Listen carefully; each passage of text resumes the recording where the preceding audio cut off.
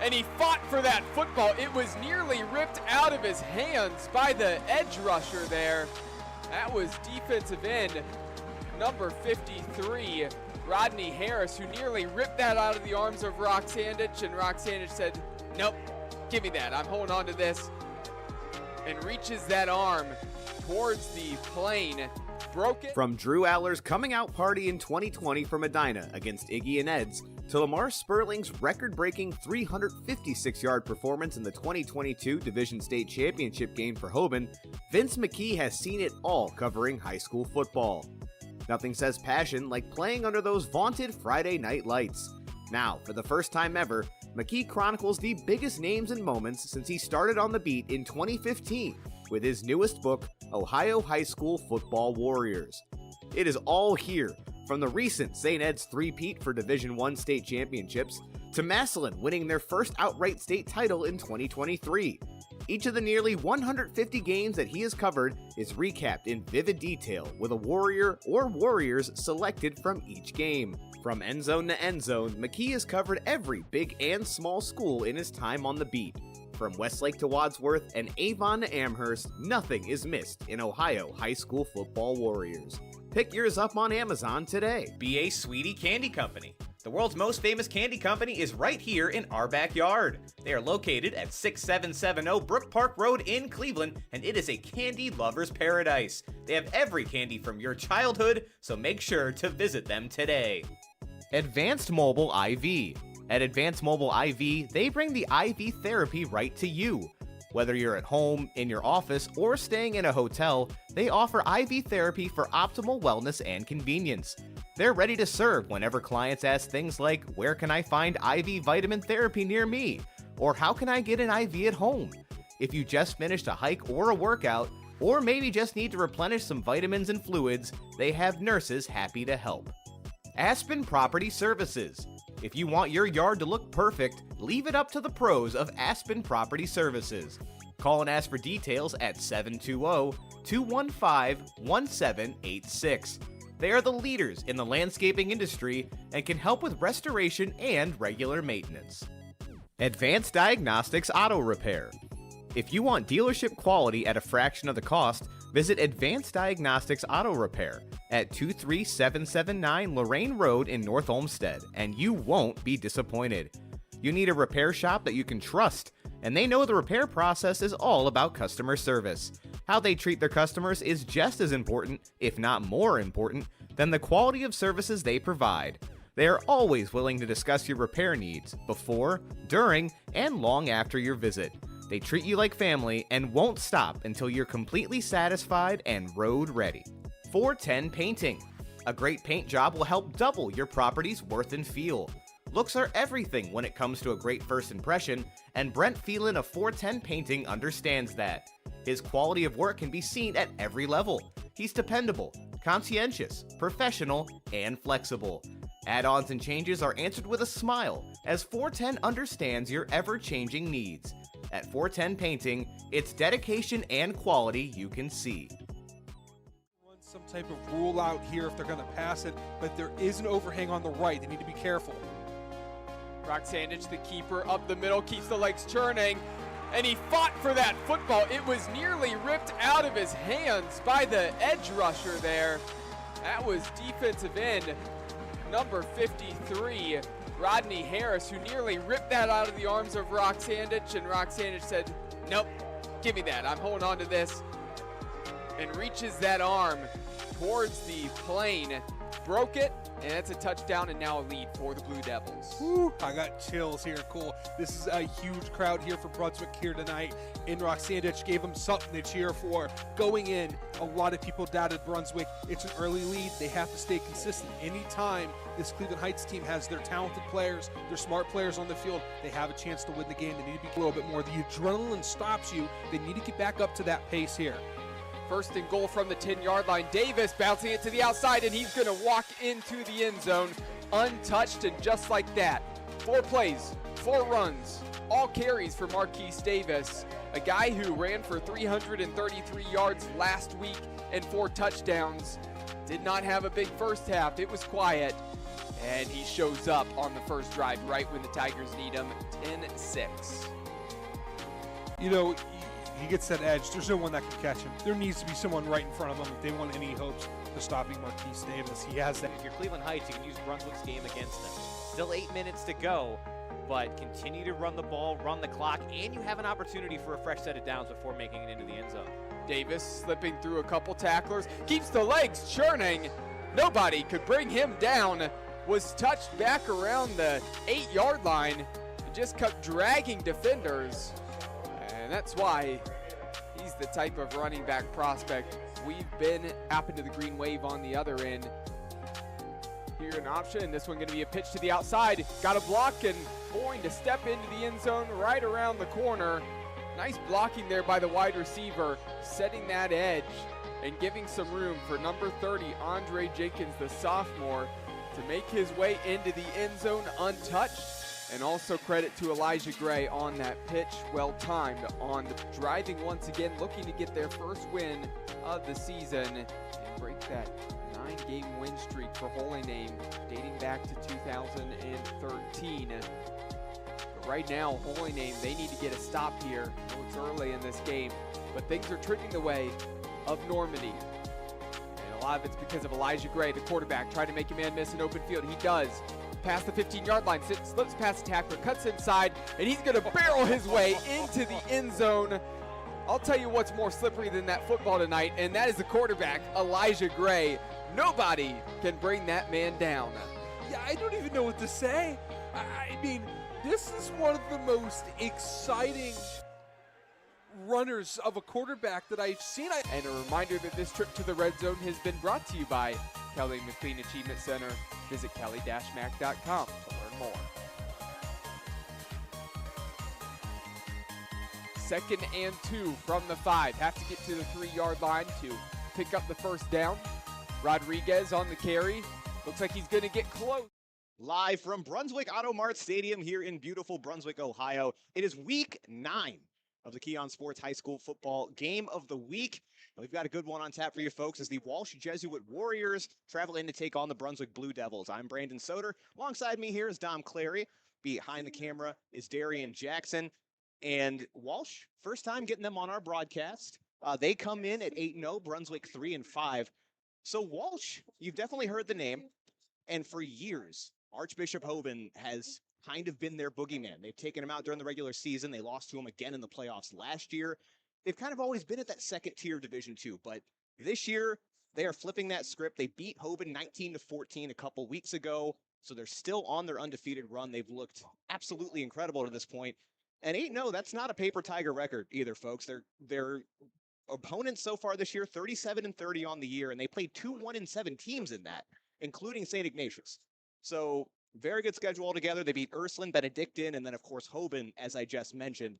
Couple players getting Division I offers, players that are potentially on our Player of the Year watch list for Walsh. So all of that said, they come into Brunswick. Brunswick had a 3-game winning streak not that long ago. They've looked good in the conference so far. But in a game tonight where the odds are kind of stacked against them, what does Brunswick have to do to stay in this one? Well, first of all, is that you're going to have to double cover Milan Paris. That's number one priority. If you're Brunswick, you've got to have a safety over top, kind of giving support when it's needed and having that cornerback on tight on Paris. You also got to get Keller Morton to move around. Don't let him be comfortable in the pocket. The more he's comfortable in the pocket, the more he's able to do what he can do. Have him step back a little bit more. Add some pressures. Don't be afraid to empty out the tackle box. Throw 6, 7 guys out there. Even if you're giving the cornerbacks in the secondary just a little less security blanket, give him less time. Sometimes giving a quarterback less time is better than having more coverage. I think that will be the case here today. But for Brunswick, it's run your offense, hold the ball. They like running slants. They like running things on the outside towards the boundary. Keep on doing that. Give the ball to Hayden Swarm. Give the ball to Cooper Neal, and things will follow.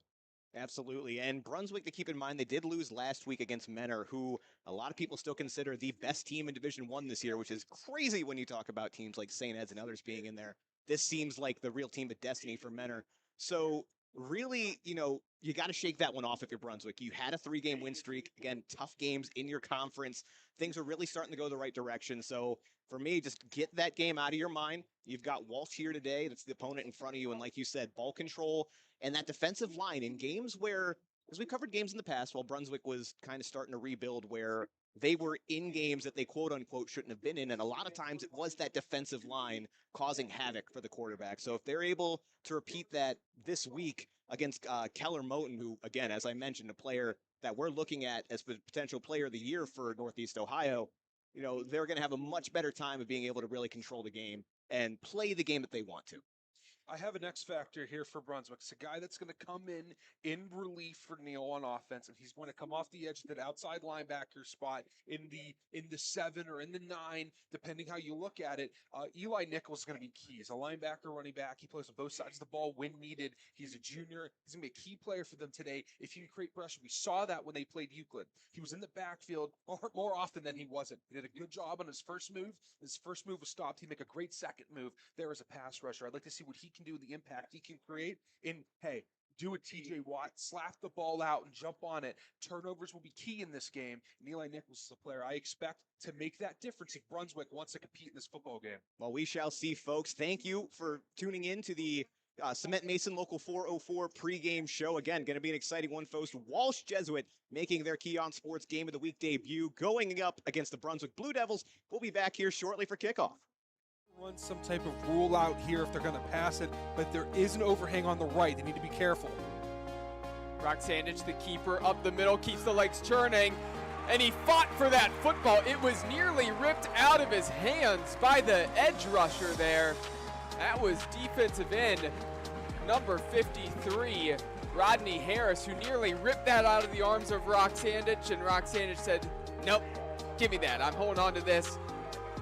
And reaches that arm towards the plane, broke it, and that's a touchdown and now a lead for the Blue Devils. Woo, I got chills here. Cool. This is a huge crowd here for Brunswick here tonight. And Sandich gave them something to cheer for. Going in, a lot of people doubted Brunswick. It's an early lead. They have to stay consistent. Anytime this Cleveland Heights team has their talented players, their smart players on the field, they have a chance to win the game. They need to be a little bit more. The adrenaline stops you. They need to get back up to that pace here. First and goal from the 10-yard line. Davis bouncing it to the outside, and he's going to walk into the end zone untouched, and just like that, 4 plays, 4 runs, all carries for Marquise Davis, a guy who ran for 333 yards last week and 4 touchdowns. Did not have a big first half. It was quiet, and he shows up on the first drive right when the Tigers need him, 10-6.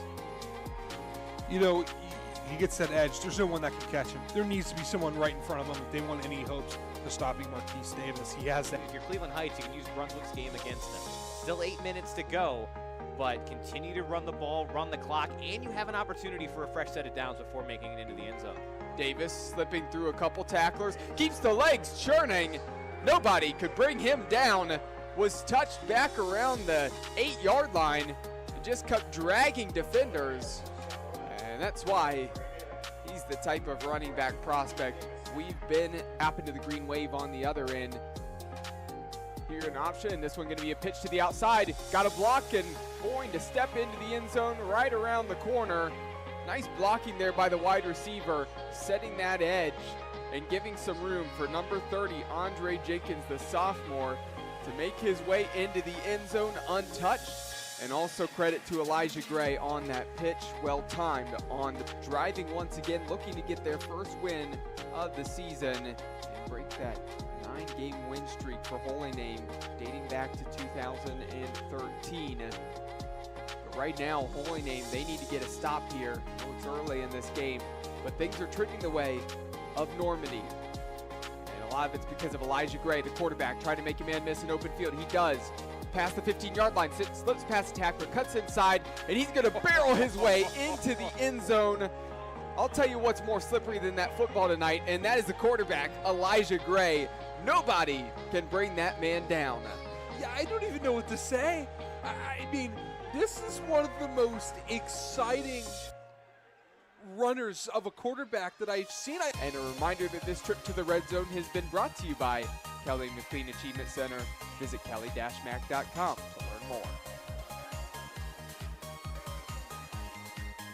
2nd and 2 from the 5. Have to get to the 3-yard line to pick up the first down. Rodriguez on the carry. Looks like he's going to get close and just enough to move the chains. Down at the 2. 1st and goal. That's nice having that first down marker right there. Now you have 4 golden chances at the 2-yard line to punch one in. But don't forget, Dom, this is the second time it's happened just like this. They got a fresh set of downs on the 2-yard line earlier in this game. Didn't quite turn out. Got to shake off the cobwebs. Still running out of the same set from the last 2 plays. They're going to go back to the well with Rodriguez again. And Rodriguez is into the end zone. Touchdown, holy name. And this crowd has come back to life after being quiet in the latter stages of the first half. 14-6, an opportunity to make it 7. That's how you set the tone.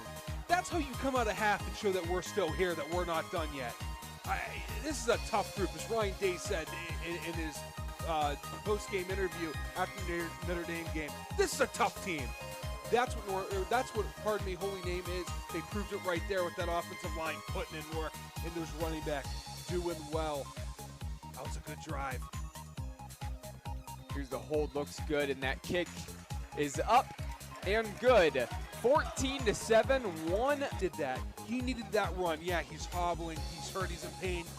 But as soon as he says go, and that ball hits his fingers, the light shining down bright on him, you have 11 hungry invaders trying to get to you, and all he can think of is the task at hand. Pull back to pass, looking down the field. He's got a man wide open, and he finds him into the open field, and headed for the end zone is number 7, Colin Daskos, the senior, and an opportunity to tie this game up. What a huge play there as Cole kept his eyes down the field, and there was nobody around Daskos. Hurt ankle, no ankle, it doesn't matter. He can throw the ball for 68 yards in the tutty all the way to the crib. Oh, Cole, Brandon, we have an exciting football game between a 1-win team and a no-win team, and baby, this crowd's into it. We're in there with the PA announcer screaming there in the PA system. We have an exciting one. I'll tell you what, that's all you want in a football game, a 60-yard touchdown pass, broken coverage. We'll take advantage of it. This hasn't been the season where either of these teams really have picked up many wins, right? And you know what? We're not going to kick it. We're going to see if we can get it. I don't know. It will depend. If they go to the ground, you'd have to think they're stating that this is 4-down territory now. I think it was the snap that got messed up last time. We just saw the holder there practicing the hold. I think they're going to kick it if they need to.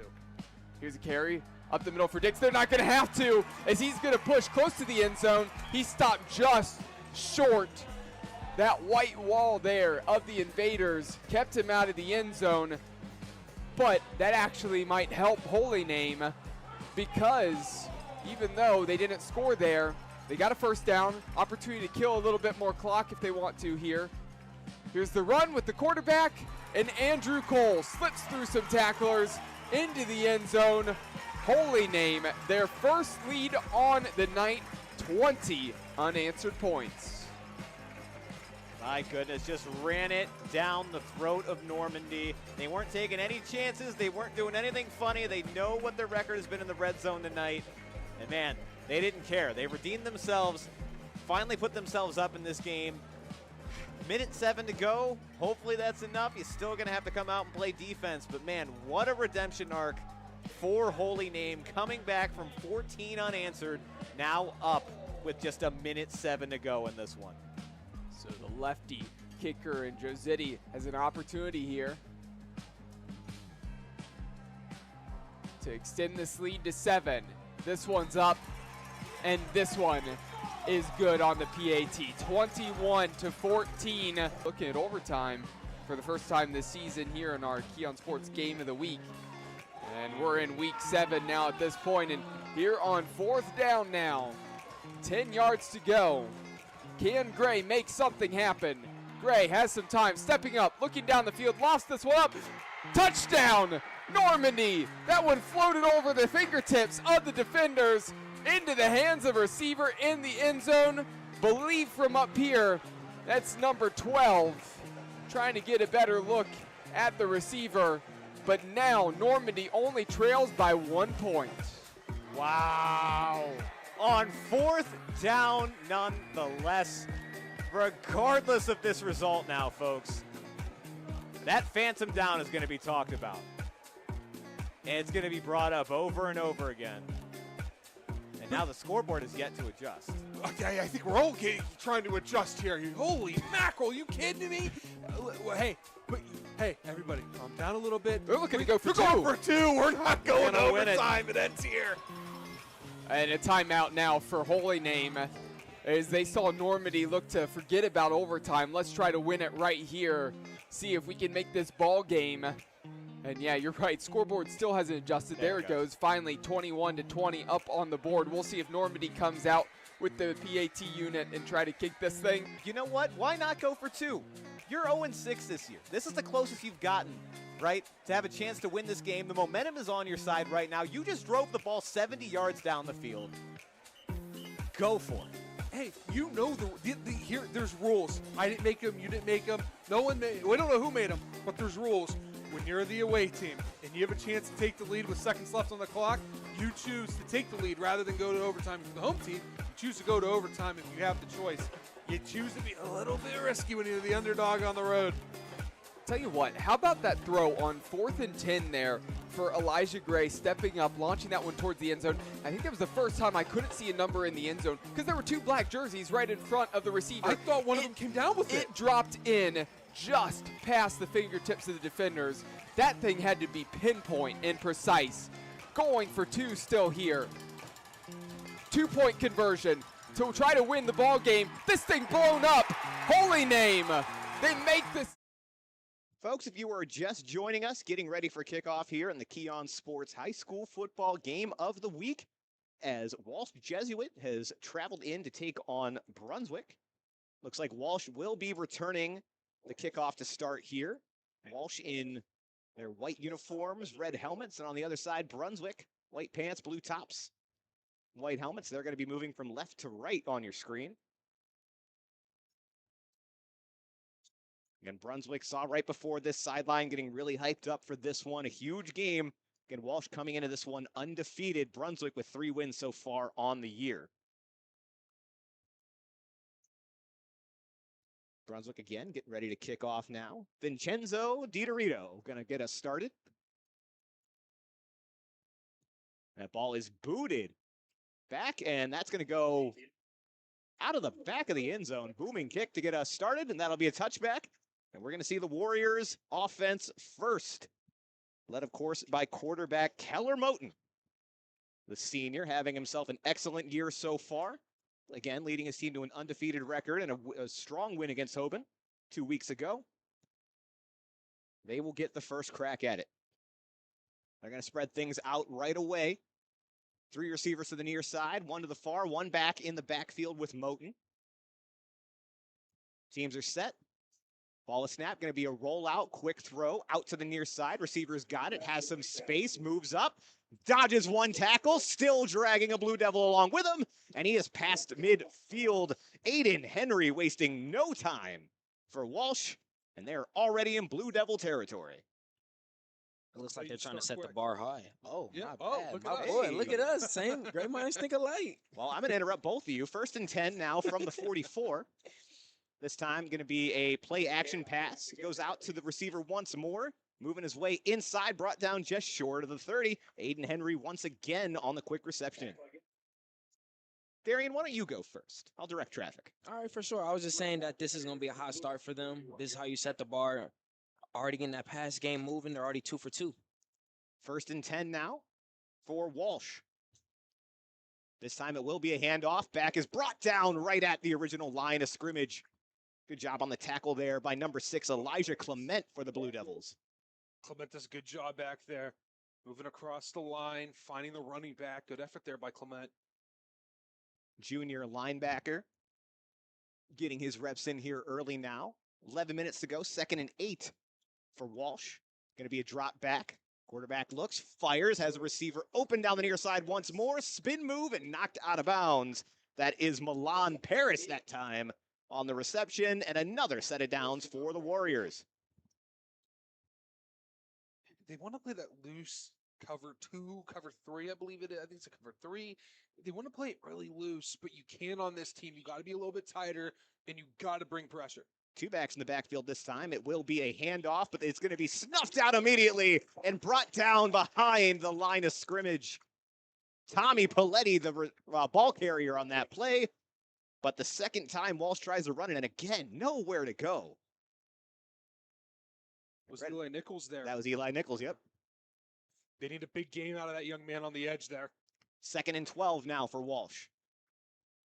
Quarterback rolling now to the far side, has a receiver, and the ball's going to bounce out of his hands and roll out of play now. Going to be 3rd down for the Warriors. Okay, so right now it's 3rd down, 4th down territory. Not knowing if you're not knowing the kick situation of the other team, it's 4th down territory. You got to treat this as a passing down. That's exactly what it is. You got to play tight. Don't let him make it 4th and manageable.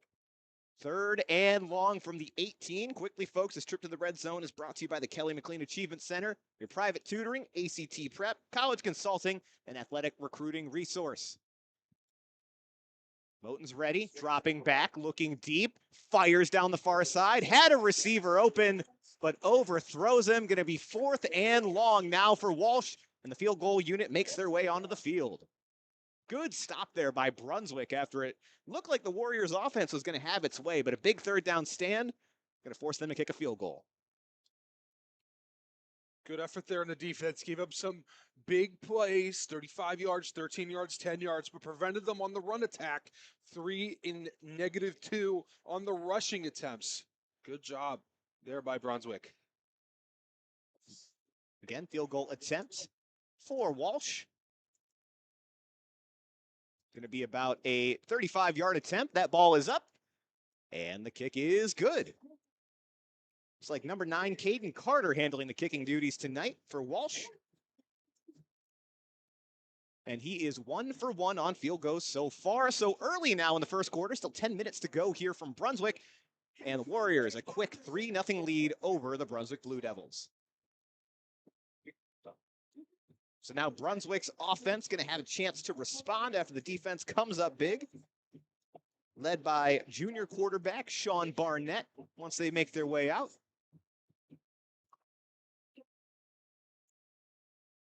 2 receivers back for the Blue Devils. That'd be Cooper Neal and Aiden Konopinski waiting for this one.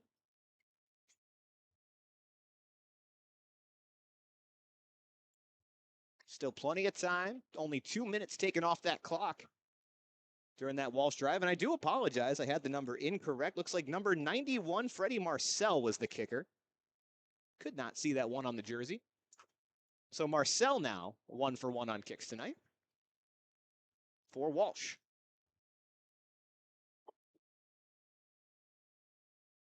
Kicker's ready.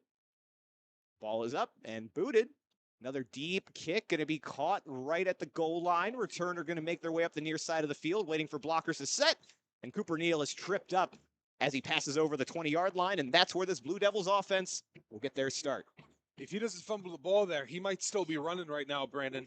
A little bit of a bobble there. There was a lane, but if he was just a second sooner to get there, I did not see another defender, despite the 2 that were able to put a hand on him, if he was able to break loose.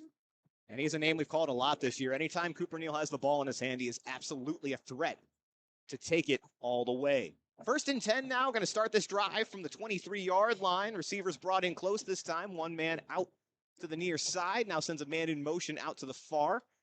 Looks like it's going to be an option. Quarterback pitches it. Running back juts their way up the middle of the field, picks up a couple. It was Cooper Neal that ended up with the ball as things ended.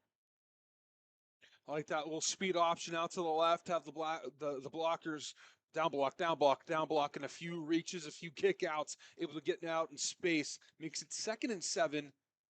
like if they were able to gain a little bit more yards, but there's a lot of linebackers. They are filling up this box right now. A little less here, but on that previous play, there were a lot of players in that box. 2nd and 7, man in motion, going to be handed off to the running back that was moving, but brought down right at the original line of scrimmage.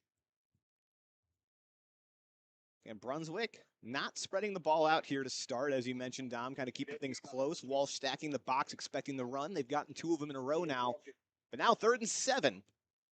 Got to pick up some chunk yardage here if the Blue Devils want to keep this drive alive. You don't want to go to your bread and butter too quick, right? And that's what they're doing. They're taking it easy, running a few plays to mix things up. Now they're going to run a go-to play here, 6 yards to go. Brunswick's got it, facing pressure. Quick throw to the receiver. He's got it at the sticks, and a couple of more. Still stays on his feet. Pushes his way forward. And that was Hayden Swarm on the reception, but there is a flag on the field. Shane Gaines stops. We'll see if this one's going to come back for Brunswick. And yep, that was an illegal motion on Brunswick. So unfortunately, a good pass, good gain, but it's going to be wiped off the board, and we're going to have to try that one again. They haven't had the problem, the penalty problems that we've seen with like Medina this past year, where even last year too, Medina was constantly making mistakes, too many people on the field, equipment issues, holding, false starts. It hasn't been that bad here for Brunswick this year and years prior, but it does bite them on those big 3rd downs when they desperately need it. Now, they need something a little bit longer. They need 11 yards to go. You really don't have a play that's a for sure thing for 11 yards. 3rd and 11, Cooper went in motion. Quarterback looking to throw, has Cooper up the left side. He's got it, stays on his feet, and brought down just past the sticks where Swarm had that pass earlier. So a 1st down for Brunswick. They're able to make up the yardage there despite the penalty. Swarm doing a good job creating separation. He's a guy that you want to just give the ball to constantly when you throw it, and then I'll open things up for the rest of your wide receiver room.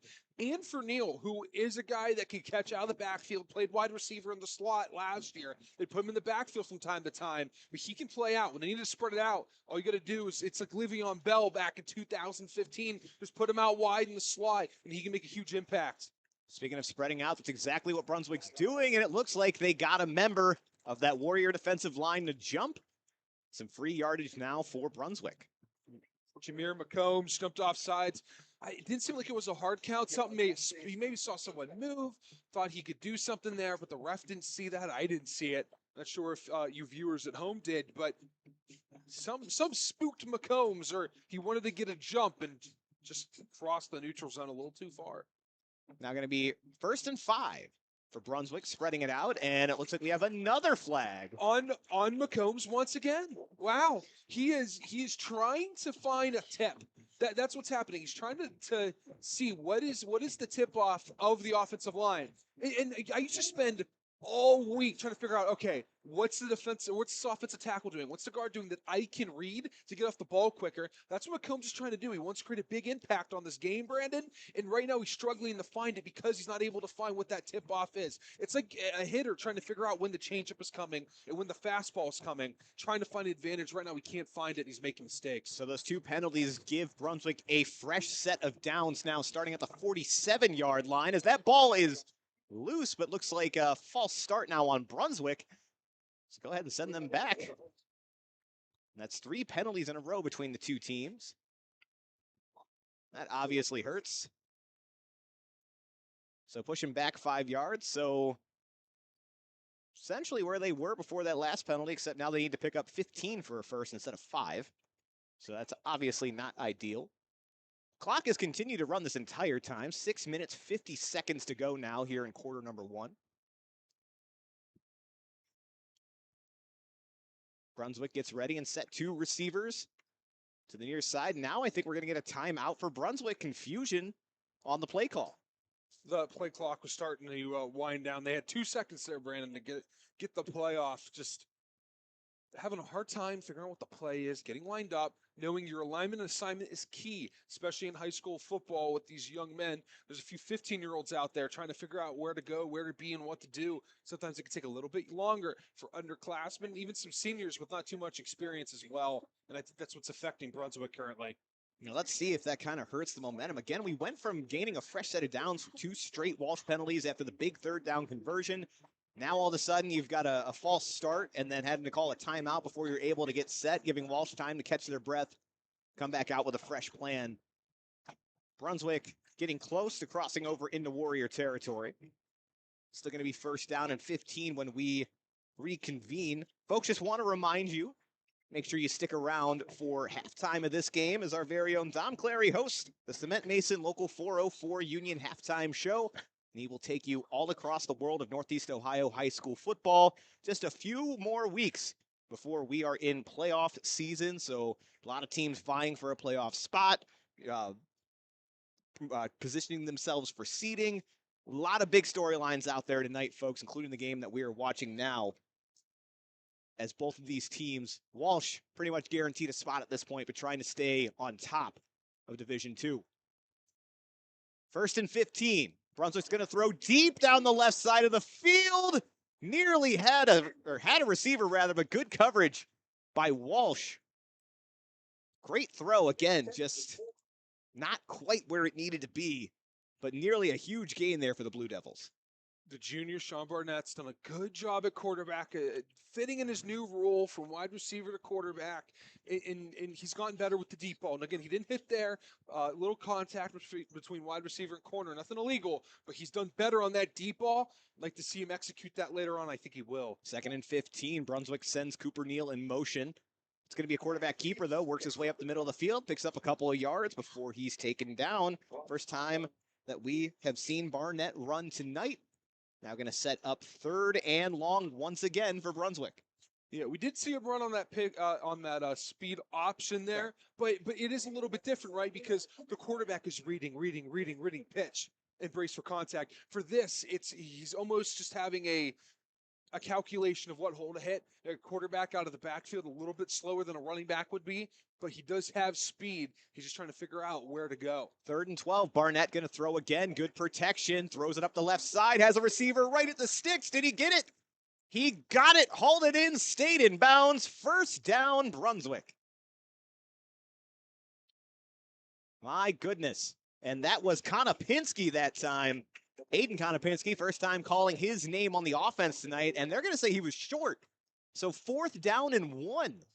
Yeah, Looked like he caught it right at the line. That is the correct call. The thing is, Brendan, credit to you. The stick fell over to our left, and it looked like the stick was at the whether it be the 40, the 44, not the 43, which is where it's at. 4th and 1. Brunswick going to go for it. Man in motion, and we're going to get a stoppage. It's like offsides on Walsh. So that is another set of downs for Brunswick, and a huge mistake for this Warriors defense. Going to give Brunswick new life and a fresh set of downs. So now going to be 1st and 10 from, it's going to look like the 39-yard line. It's not going to be a quarterback keeper. Faked the handoff, but brought down for virtually no gain. May have actually lost a yard on that play, does Barnett. So one of the keys was holding the ball, right? Hitting those outside routes, which they have a little deeper down the field than I expected, but I like to see the movement they made with passing. There was 4:56 currently left in this quarter. They got the ball with 10 minutes. They are chewing their clock. They're moving slow, methodically, and not making as many mistakes as Walsh is currently on defense. That's true. Again, this is the game that they wanted to play, and those penalties in the middle there took up probably about 2 minutes as those were all getting sorted out. 2nd and 11 now. Sub 4 minutes, 30 seconds to go here in the first quarter. Going to be a screen to Konopinski, who has it, brought down for a gain of 2. Be 3rd and about 9 for the Blue Devils. Good job by Konopinski there, falling downhill. Because he fell forward, he gained an extra 2 yards. Really, he's lucky he got, but since he knew where to fall, and how to fall. He did a good job with it, able to gain 2 yards. Now you have a more manageable 3rd and 9 than the 3rd and 11 they were currently looking at. Well, Brunswick so far has looked very comfortable in 3rd and long situations. Going to try to make some magic here once more from the 38-yard line. Neal in motion. Now Barnett by himself in the backfield. Going to look to throw. Now has to run, escaping pressure, looking for a target. Tosses it out of bounds to live another day. That'll be 4th down now for Brunswick. Let's see, they're figuring out what to do on that sideline. A little scattered and figuring out they're going to keep that offense out there. And why not? That was the first time they haven't been able, well, they did technically not convert on that previous one when it was 4th and 1, but still able to pick up good yardage on 3rd down so far. Now they got to do it on 4th. Looks like Barnett's going to be by himself in that backfield again. 3 receivers clustered up to the near side, 1 out far. So they have the 3 wide receivers, but there's a tight end there. It makes it a diamond almost instead of trips. Neal in motion again now, moves to the far side. Quarterback looking, throws, overthrows his receiver, and that'll be a turnover on downs. Walsh now going to take back over deep in their own territory. Walsh is lucky there. There was contact that wasn't seen past 5 yards. You had Cooper Neal that was almost knocked down to the ground there with contact about 8-10 yards down the field. They got lucky that no one noticed that. To have a pass interference or they probably would have called defensive holding there. Walsh is lucky that wasn't seen, but good job on their defense. They made some mistakes. I expect they're not going to make those later on in this game. This is a team that's disciplined, and they have that good record because of it. Now the offense has to take advantage and keep making big plays. So an 11-minute long drive for Brunswick finally stalls out. 1st and 10 from the 38. Quarterback going to keep it himself this time. Shifts back in the middle, but brought down for maybe a gain of a half a yard was Keller Moten. Looked like he had a little bit of a lane if he continued to go outside. Decided to cut back in to kind of hit the home run ball, but Brunswick's defensive line, again, disciplined there and able to bring him down for a very short gain. 2nd and 9 now. That was Eli Nichols again. That's the 2nd tackle I have recorded. This time, going to be another throw. He's got his receiver. He's going to have a 1st down. Spins out of a couple tackles. Finally brought down just short of the 40-yard line. That was Aiden Henry again on the reception. Again, these quick passes for Walsh have been absolutely deadly. They are wasting no time now. Here, right to the line. 1st and 10 now from Brunswick's 42. Quarterback's rolling out, throws it, has a receiver. Receiver cuts back inside, still trying to find some space, still upright. And a flag does come down. He's brought down right near the 1st down marker. Aiden Henry again on the reception. We'll see if this comes back.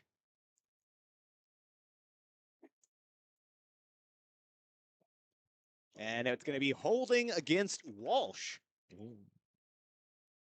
That is, tell me if I'm wrong, Dom, 4 penalties so far tonight for the Warriors? Yeah, that's most definitely. We had 2 offsides. 3 offsides, I believe, actually. Yeah. And 3 now, offsides and then a holding here. Now holding. Let's see if it affects him. Now going to call it 1st and 13. Running back now on the side of Moten. Going to be a handoff. Back's got it straight up the middle. He's going to pick up a good chunk of yardage there. Set up 2nd and manageable.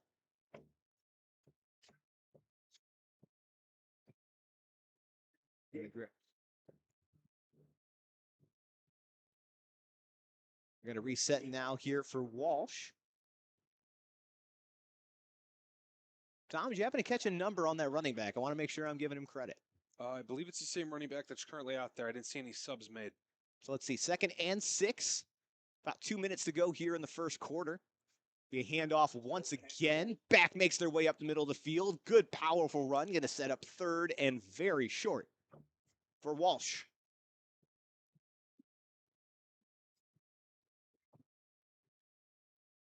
And it looks like number 28 is the ball carrier tonight, Marty Tobin for Walsh. Now going to be 3rd and 2, pistol formation. Now Tobin going to step up next to his quarterback. Be a handoff again. Will he have enough for the 1st down? Getting pushed forward by his line, and it looks like he's got it. 1st down for Walsh, and this offense continues to click. This is about the area that Brunswick really stepped up last time defensively. See if Walsh can make the adjustments here, come away with 6. Minute 25 to go now in the first quarter. Clock continues to run. Keller Moton ready for it. Going to be play action. Now going to throw deep, looking for the end zone. Has a receiver, dives, and doesn't quite bring that one in. Milan Paris, the intended receiver, had to make kind of a diving backwards catch there and nearly hauled it in. I don't even know if we could have seen how difficult of a catch that would have been had he had caught it. That would have That been an was- insane catch. That was Henry there that was targeted. Milan is currently. No, my Milan apologies. Paris. No, you're all good. Again, those two are so good that you get them confused with each other because they're just huge impact players. 2nd and 10 now from the 31. Clock stopped there on the incompletion. Play call coming in. 3 receivers to the near side, 1 to the far. Moton gonna run, pitches it out on the option. Back's got it, pushes his way forward for a gain of about 5 there. It seems like every one of these ball carriers so far for Walsh, whether it be receivers, running backs, or otherwise, they just have a propensity to be able to fall forward and just pick up extra yardage even when they're met with that initial contact. As again, Marty Tobin on the carry there on the option. 3rd and 4 now, under 1 minute to go, quarter number 1. Walsh going to try to convert on 3rd down. They were stopped previously just inside the red zone by the Blue Devils. Moton sets, ready for it, looking to throw again, looks to the far side of the field, throws it, has a receiver, and he's got it! Touchdown, Warriors! As Walsh Jesuit strikes first with a touchdown. Look for the number on that, man. That looked like Dominic Romanini on the reception. Again, perfect route. Got a nice little bit of separation. Catches the pass from Keller Moton, penning the extra point. We may have a 10-point lead here early for the Warriors.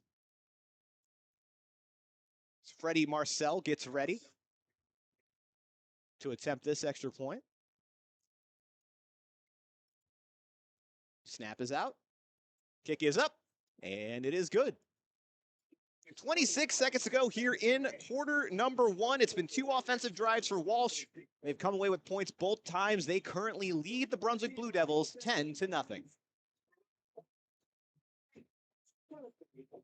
Folks, as you watch this game, again, make sure you're sticking around for our halftime and post-game shows brought to you by Cement Mason Local 404 Union. But in addition, we've got to give out this vaunted Mickey the Moose shield that we've got with us up here in the booth to our Mickey Mart player of the game. So if there is anyone from either side, Walsh or Brunswick, that you believe is deserving of that player of the game reward, make sure that you're putting those names in the YouTube comments. We take those into account when we tally everything up at the end of games. So again, make sure your voice is heard early and often for the Mickey Mart player of the game. I have a scoring update. SWC action for Mid Park. They've had a down year. They're beating Olmsted Falls 14-0 currently in a game I think many would say an upset. Absolutely. My alma mater, Berea, well, it was just Berea when I was there. Always good to see them have some success. We'll see. Olmsted Falls is an excellent team. Wouldn't be surprised if that one comes down to the wire. Kick is up and away. Going to be fielded at the 5-yard line. Brunswick returner now makes his way up to the 20, bounces outside, and eventually forced out just past the 25. Cooper Neal, the returner on that play. Got enough time for 1 or 2 plays if there are passes here. 20 seconds left in the first quarter before we take a short break. Brunswick had a good, sustained first drive, took a ton of time off the clock, just not able to quite complete it as they were facing 4th down and long. Now offense with another opportunity added as Walsh scores quickly.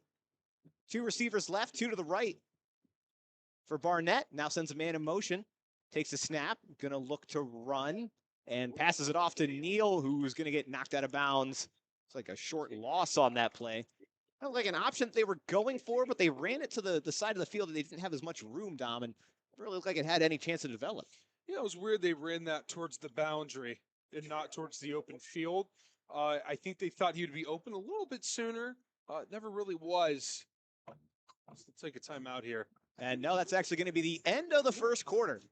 And still a close one here, folks. You're watching the Keon Sports High School Football Game of the Week. The Walsh Jesuit Warriors currently leading the Brunswick Blue Devils 10-0. We'll be back after these brief messages. This week's Keon Sports Game of the Week is brought to you by Balance Approach. Balance Approach focuses on helping businesses think strategically, develop the people on their team, build and deliver a superior client experience, and plan for the future. They also specialize in working with individuals new to sales and leadership roles within an organization to help develop their skill set and effectiveness as a leader. Get unstuck for good. Carl's Transport LLC. If you need a reliable lift in a vehicle that's safe, clean, and comfortable, then your first and only call needs to be to Carl at Carl's Transport. He's the leader in the mobile transportation business. You can reach him at 440-829-2287 for all your transportation needs.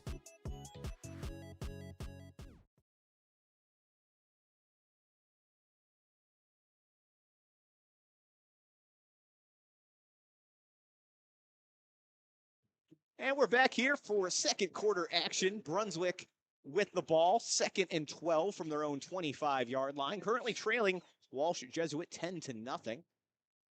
Appreciate you all tuning in this week, folks. Just today and one more game left on our slate. Got the Silver Rail rivalry next week between Avon and Avon Lake, so make sure you tune into that one as well. 2nd and 12 now for the Blue Devils. Going to be a throw down the far side of the field. Receivers got it, bumped out of bounds. Hayden Swarm there on the reception. Going to be 3rd and short for Brunswick. Good execution there. The playbook is wide open. They like to get Barnett out in space, show how athletic he is. Let's see if they do that here, if they put him under center. Yeah, the power eye, Brandon. Here we go. 3rd and 1, Dom's favorite formation other than maybe the wing T. That power eye, as we mentioned. Gotta love the ace formation pistol. Can't rule that out. Cooper Neal in the backfield. One receiver right, one receiver left. Fullback back there as well. Neal's going to get the handoff, pushes his way forward. Looks like he's going to get just enough for the first down. And he did. New set of downs now for Brunswick. I mean, that's this school, this town, this community's identity is hand on the dirt. And, you know, not turf, but dirt. Hand in the dirt, fingers red, going straight at them. That's the type of football this team likes to play. The game may have changed, but the attitude of these kids in this community haven't. And anytime you can run the power eye and just run right down the teeth of the defense, that's what these kids strive to do every time. 1st and 10 from the 37. Going to be a play action pass, and that is blown up in the backfield for a loss. That was Brandon Gross on the reception, but Walsh all over that one defensively. Yeah, so that is a speed. So that's essentially triple option what they're doing. It's just a little bit different than the way you're seeing it, right? So you're reading the end, right? So he decides to keep it, and he has the pitch. There was the throw. The thing is, he's looking it down the whole way. He's not even showing the run. But, I mean, they're covering it to begin with. It's not like he has the option to run. That was Aiden Henry and Tommy Paletti there in on the tackle. Now going to be 2nd and 14. Brunswick going to look to throw this time. Quarterback's got a scramble, looking for some room. Flag on the play. Thrown to the receiver, nearly hauls it in despite being double covered, but I've got a feeling this one coming back for holding. And that flag was thrown as the quarterback Barnett was trying to roll out there. And no, it's going to go against Walsh, it's sounding like. Face mask call. Another penalty on defense for Walsh. So they're just going to give him 5 yards on that, but still now, 2nd and 9. Better than 2nd and 14, Dom. I think most would agree with you on that, Brandon. I would assume. Yeah. Unless you just happen to have a 14-yard play somewhere in the playbook. Not everyone does. Strange. 2nd and 9 from the 38. Receivers bunched to the near side for the Blue Devils. One man out far to the right. Neal in motion. Going to be a handoff to Cooper Neal. Looking for some space. Cuts back inside. Pushes his way forward. Brought down after a short game, but that's going to make it 3rd And about 6 to go now for the Blue Devils. I love that formation. So it's essentially like a diamond formation, but with your tight end, right, off ball, he goes in motion, remove a safety from the box, right? He doesn't slide over, revealing that they're in zone. And then you have the motion into the run where there's less people that way. It's just beautiful play design. We haven't really seen them do that before. Glad we're seeing them do it today because for the most part, that formation is working. You're seeing people open past the stick. It's just good play design and good execution by the Blue Devils. 3rd and 5, under 10 minutes to go in the half. Going to be a halfback screen. Neal's looking for room, fighting his way forward. It's going to be close, but it looks like he's got another first down for Brunswick. Another genius play design. You have the guy in motion, but he's not getting the ball. The running back is getting the ball as he's running a swing pattern. You give him the ball. The guy in motion goes in front. He's the lead blocker. You have everyone, elephants on parade, going left. Beautiful execution, beautiful play design. This coaching staff here at Brunswick does a good job capitalizing on the talents of this team. What a difference this has been from week 2 to now on how well this offense is being ran. And again, rookie head coach Cole Carter for Brunswick has the offense looking pretty good here so far tonight. 1st and 10. Going to be a handoff this time. Back's got it, pushes his way forward. Going to pick up about 4 yards on the play. Number 23 that time, Eli Nichols, running the ball. Again, he's had his name called a couple times tonight on the defensive side. That's a young man that's going to see his name on the all grit list, which is going to release next week. That's the first time you're hearing that. Official announcement will come out tomorrow about it, but the official list will come out next week, and I'm certain that young man will find himself somewhere on that list. Keep an eye out for that, folks. The all grit team always sorry, I guess I shouldn't say always, only the second year, but a really fun tradition that Dom has started here. So now quarterback's going to be by himself in the backfield, but has a wide open receiver, bounces his way up inside, brought down at the 35-yard line. Aiden Konopinski on the reception, and that's a first down for Brunswick. He was wide open in space, did a good job turning towards the perimeter in creating space, diving forward. Brunswick is cooking on offense. Everything is going to plan, executing on 3rd down and 4th down. Or 3rd down, pardon me. I don't think we've had a 4th down yet. Team is doing well, doing exactly what they've been taught as the clock is rolling for this team, and so is their offense. Again, 8 minutes to go. Brunswick dominating time of possession so far tonight. They are still trailing 10-0. The offense continues to move. Going to be a handoff. Back's got plenty of space up the near side. A couple men to beat, but brought down just short of the 15-yard line. Cooper Neal again on the carry. He had plenty of space to run that time. Again, good play design from Brunswick. That's going to push us now into the red zone, and this trip to the red zone is brought to you by the Kelly McLean Achievement Center, your private tutoring, college prep, college consulting, ACT prep, and athletic recruiting resource. Let's see if they try to find Schwarm in some space here. 1st and 10 from the 17. He's on the top of your screen towards the 20. Man in motion on the far side, going to be a quarterback rollout, looking for Swarm, has him. Swarm tries to cut his way up, brought down right close to that first line mark. You're going to call him just short there, but Dom, you called it. Yeah, you know, anytime that you have a player, oh, he's limping, that's not good to see. Hayden Swarm, he is making his way off under his own power, but limping off of the field. Going to get a substitution here for Brunswick. Gavin Moore now makes his way into the game, the junior wide receiver and defensive back. So here's the good news. You still have great playmakers on the field. Here's the bad news. You don't have that number 1 guy to throw the ball into the pylon at. He's just not there because he's injured. And we're going to get a rush attempt here from Brunswick, but carrier's going to get brought down in the backfield for a loss. Now going to set up 3rd and short for the Blue Devils. Oh, he's in a lot of pain, Brandon.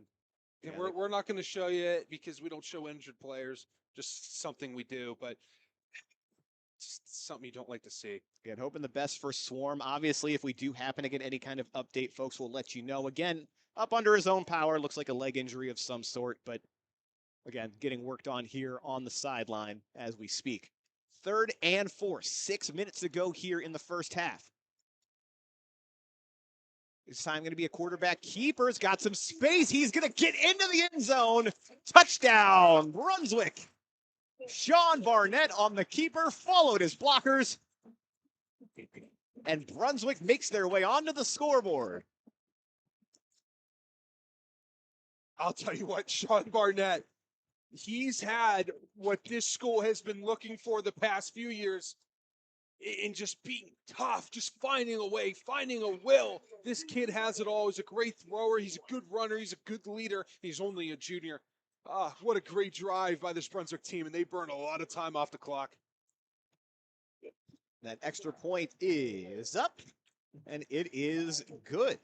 I was going to say, it's only been a matter of time before Brunswick was going to score. They converted literally on every drive, every possession for them. They did. And if this is the offense they're going to continue to play and have success with, they've got a chance in this game. Again, we're down to 5 minutes, 54 seconds to go in this quarter. Hoban's had the ball for Hoban, sorry. I'm going to get plenty of crap for that one, I'm sure. Walsh has had the ball for all of 3 minutes in this game, and to their credit, they have 10 points. It's not like the offense has been stalling out, but it's been quick. And Brunswick has just been able to take control of the clock. Interested to see if they're able to keep that up the entire game and maybe eventually wear down this Warriors defense, be able to put up some explosive plays. All of that said, folks, we have a 3-point game. 5 minutes, 54 seconds to go here in the first half. Walsh Jesuit still leading the Brunswick Blue Devils by a score of 10-7. But even just to add on to what you were saying, Brandon, that Brunswick is playing at their own pace. Like you said, they're killing clock. They're very patient, and clearly we can see why. They're getting all the looks that they need. Absolutely. Again, the offenses look good and efficient. They face third downs, but they've converted those third downs. So now Walsh going to get an opportunity to answer. Another deep kick from DiDorito. Bounces out of the back of the end zone. You know, Brandon, you accidentally called Walsh Hoban, and this is what I'm going to say. No, I'm not going to, because we're going to move on from that, because it happens. If you thought that's bad, just wait till I call Avon Lake the Eagles, and I call Avon the Shoremen, and I refer to the school the wrong time. Those are at least two Avon teams, though. Yeah, or when I call Olmsted Falls North Olmsted, because I'm pretty sure I've done that a handful of times. Gotta love it. Well, give them their credit. Walsh still leading this one. 10-7. This offense has looked excellent every time they've been out here so far. They're going to start at their own 20-yard line. Two backs in the backfield with Keller Moten. And it's going to be a quarterback keeper. Moves his way up, brought down after a short gain. Penzie and the quarterbacks getting plenty of running action here tonight from both teams. Two dual threats. 5 minutes, 30 seconds and counting now. 2nd and 6. Moten sets, ready. Be a handoff this time. Back working his way up the weak side of the field. Brought down after a short gain. Going to be 3rd down for the Warriors.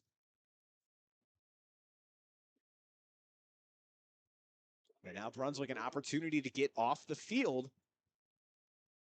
2 straight runs for the Warriors. 3rd and 2 from their own 26. Now under 5 minutes to go in the half. Walsh sets. Quarterback's going to keep it again this time. Has some space. Pushes his way forward, and that's going to be enough for a 1st down. Keller Moten again following his blockers. That's going to keep this drive alive for Walsh.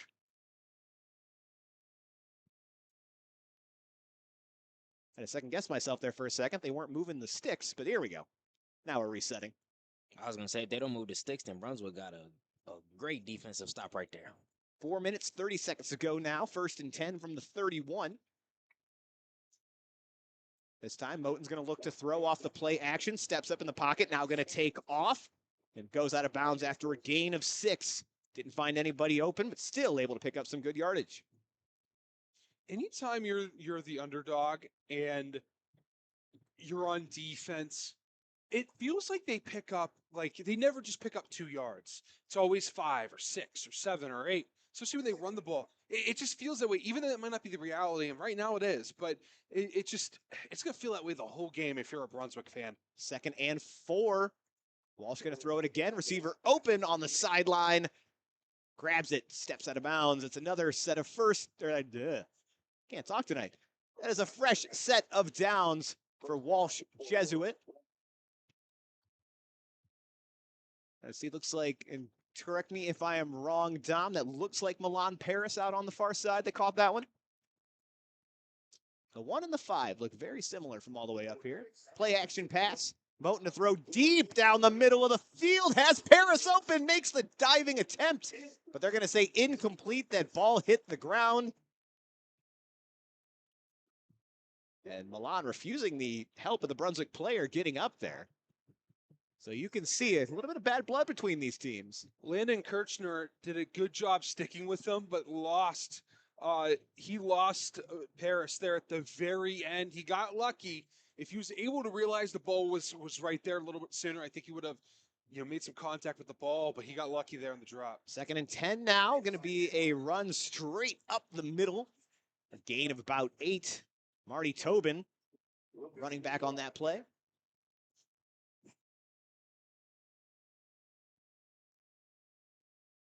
I apologize. Lucas Weaver now in at running back. Again, Walsh is deep here, folks. They are rotating guys in at multiple positions, and they've all been effective. But 3rd down and 2 to go for the Warriors. Quarterback's going to keep it, has room on the outside. He's near the sticks and brought down just past him. Another set of downs for the Warriors. Eli Nichols forgot his assignment there. Thought it was just a run, not a read option. Has to be more steady when you're at that defensive end spot, not the rush spot. Usually the strong side or the wide side. 1st and 10 now. Quarterback rolling to the outside, has a receiver, and he is still fighting his way forward. Looked like he was going to get knocked out of bounds, but may have had enough there to get the 1st down for Walsh. Yeah, and it was. Milan Paris again on the reception, showing why he is getting the offers that he has so far. Keller Moten also looking phenomenal so far tonight for the Warriors. 3 minutes, 20 seconds to go here in the first half. 1st and 10 from the 32 of Brunswick.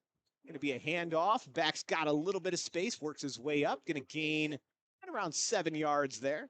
Lucas Weaver again on the carry. Mixing in the backs there. Quick update here. I have not seen Aiden Henry after that. No, he's right there. So my eyes were forsaking me there. But we do see Hayden Swarm moving on the sideline. He was getting his ankle wrapped up. Seems to be in a little bit of pain still, but he's wrapped up and he is ready to go. 2nd and 3 now for the Warriors. Going to look to throw, facing pressure, evades it, throws to the end zone, has a receiver one-on-one, but going to go over his head. Is targeting Milan Paris there. Yeah, and Paris always gives you a chance. Didn't really throw that ball in stride at all. Paris was literally standing there just trying to kind of box out his corner. And again, could have been offensive pass interference. Wasn't thrown, so that means it was legal. 3rd and 2. Again, Brunswick trying to get a stop here to give their offense a chance. Handoff this time. Back's got it, pushes his way forward, and he's going to have the 1st down and more. Walsh now into the red zone. This trip to the red zone is brought to you by the Kelly McLean Achievement Center, your private tutoring, ACT prep, college consulting, and athletic recruiting resource. That was number 2, Lucas Weaver, on the run to give Walsh the 1st down. So seeing the Warriors be a little more methodical this time around. 1st and 10 now from the 19. They're getting a little bit of this time of possession back into their favor. Going to spread it out again. 3 receivers left, 1 to the right. It's going to be a handoff. Back's got it, pushes his way forward, straight up the gut. He's still up on his feet as that line is just pushing him forward. And if they call that down where his line went down with him, that's going to be another 1st down for Walsh. And it is going to be 1st and goal for the Warriors. Amazing team effort there. Brunswick was holding strong in that defensive line, but now they are getting beat in the pass, in the air, and a lot of time is ticking down. Won't allow them their offense to do much here. Going to be 1st and goal from the 8. Walsh sets, ready. Handoff, back, bounces out to the soft side. And is brought down just short of the goal line there. Lucas Weaver back in the game for Walsh. Going to be second and goal from about the 2-yard line. They look to punch it in and extend this lead. 1 minute to go in the half. Clock becoming a factor. Walsh trying to drain as much of this as they can. Brunswick will receive the ball to start the second half. And it looks like we're going to get a timeout on the field for Brunswick. Probably should have called that a little bit earlier to stop the momentum. So sometimes you got to do that. You just got to stop the momentum and try to see if that's the change that will happen. Almost a basketball, if there's like a run, other team goes like on an 8-0 run, call timeout. A lot of coaches in college basketball do that. Sometimes you got to do that here in football. If you have them here at the end, remember, you can't take them with you, so you might as well use them now, which they have. They have one left after this. So they have one, still 3 timeouts left for the Warriors.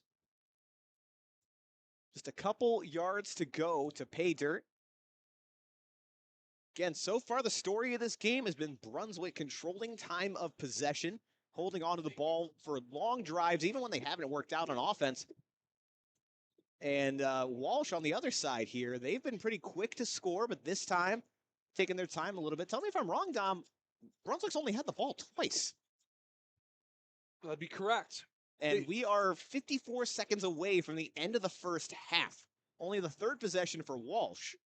So a very grinded out game so far, and that does benefit Brunswick, but so far, Walsh showing that they can kind of do the same thing as they've been able to extend this drive. Second and goal from the 2. Shotgun formation, 2 backs in the backfield. It's going to be a handoff. Back's got plenty of room and goes in untouched. Touchdown, Warriors. Lucas Weaver. Great job again by that offensive line as he walks into the end zone. That's going to extend the lead now for Walsh Jesuit. Caps off the long drive. Still 51 seconds to go for Brunswick to answer. So get ready for the extra point. Freddie Marcel, junior kicker, now ready for it. Snap is out, ball is down, kick is up, and it is good. As I said, 51 seconds to go in the half. Walsh extends their lead. They're currently leading Brunswick 17-7.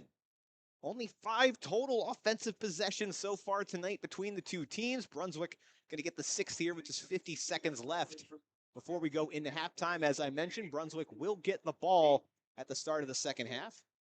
And folks, make sure you tune into our halftime show brought to you by the Cement Mason Local 404 Union. Our very own Dom Clary is going to give you scoring updates from all across Northeast Ohio high school football. Already given you a couple here so far during the game. I'll obviously be listening out for my school, Berea Mid-Park, see if they can pull off an upset tonight. Outside of that, though, again, lots of teams vying for playoff positions or even to get into the playoffs at all. So it's coming down to the wire.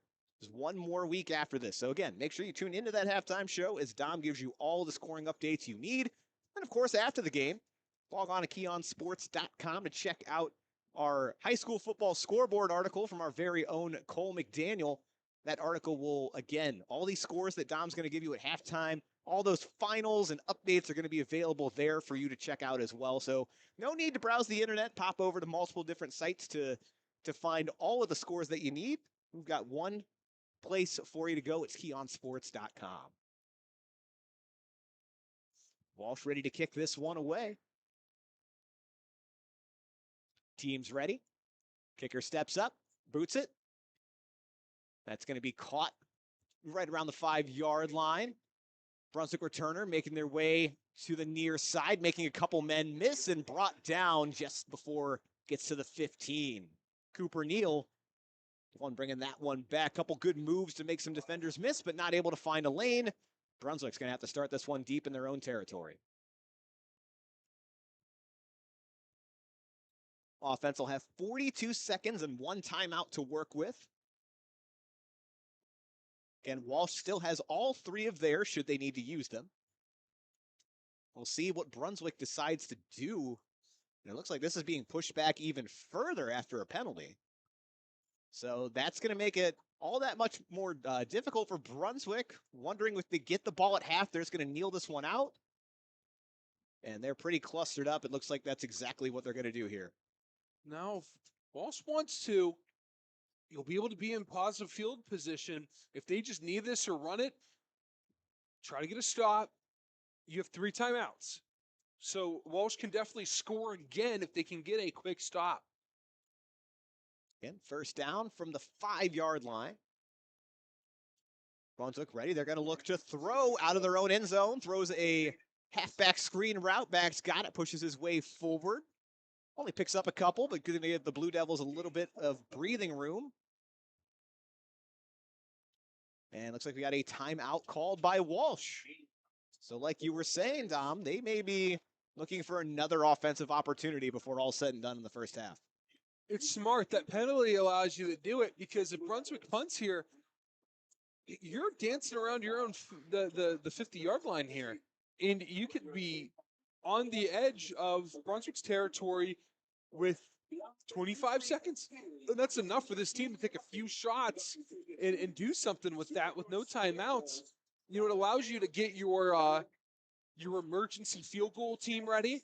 As soon as that ball is caught, moves the chains, get that field goal unit on for emergency field goal. And not to mention, Dom, it's also realistic to think if they can't get this all the way out to the 15-yard line, Brunswick's going to have to punt at least up against their own, end zone here. And it's high school football. You never know what can happen on those punts. Could also turn the tides even more into Walsh's favor. 2nd and 7 now from the 9-yard line. Sean Barnett in shotgun by himself again. Sends a man in motion. Stops, goes back. Barnett on the edge of his end zone looking to throw. Has a receiver open at the 20, and he's got it. And it takes 3 different Walsh defenders to bring him down. That was number 4, Brandon Gross on the reception. Good job holding on to that ball. And now all of a sudden, Brunswick's got a little room to work with. 27 seconds and counting. Offense sets 1st and 10 from the 25. Barnett ready, going to roll out, looking to throw. Looking for a target, throws it, has Gross again for the first down, knocked out of bounds at the 37-yard line. 13 seconds to go now.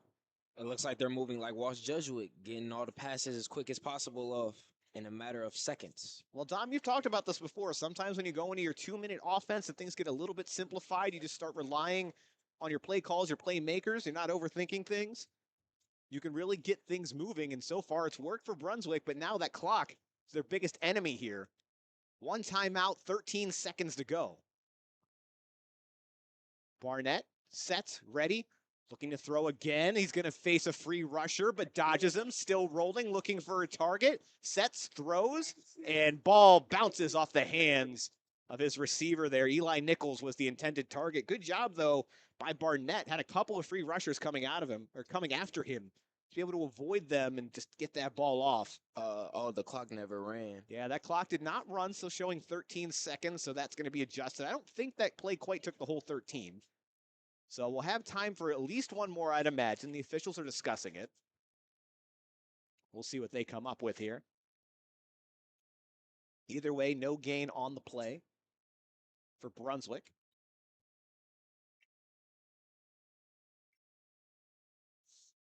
Still do not see Hayden Swarm back in this game. We'll see if he does try to go again. He has his helmet. This kid wants to play. But maybe give him past halftime, take a closer look. But appears to be okay here on the sideline, which is always great to see. And it looks like we're going to go down to 8 seconds. The source is other people in the press box. Appreciate that, everyone. 2nd and 10 now from the 36. Brunswick trying to make something happen here. They will get the ball after halftime. They got quite a distance to go if they even want to attempt a field goal. Not a lot of time to do it. With 1 timeout You could throw down the middle, but I don't know how far their field goal range would be. I don't think they have enough time to get down close enough. And two rushers coming at the quarterback, makes a miss, still looking, backing up, still trying to find somebody open, and eventually just throws it out of bounds. Time is up. That will do it for us here in the first half, but actually, hold on.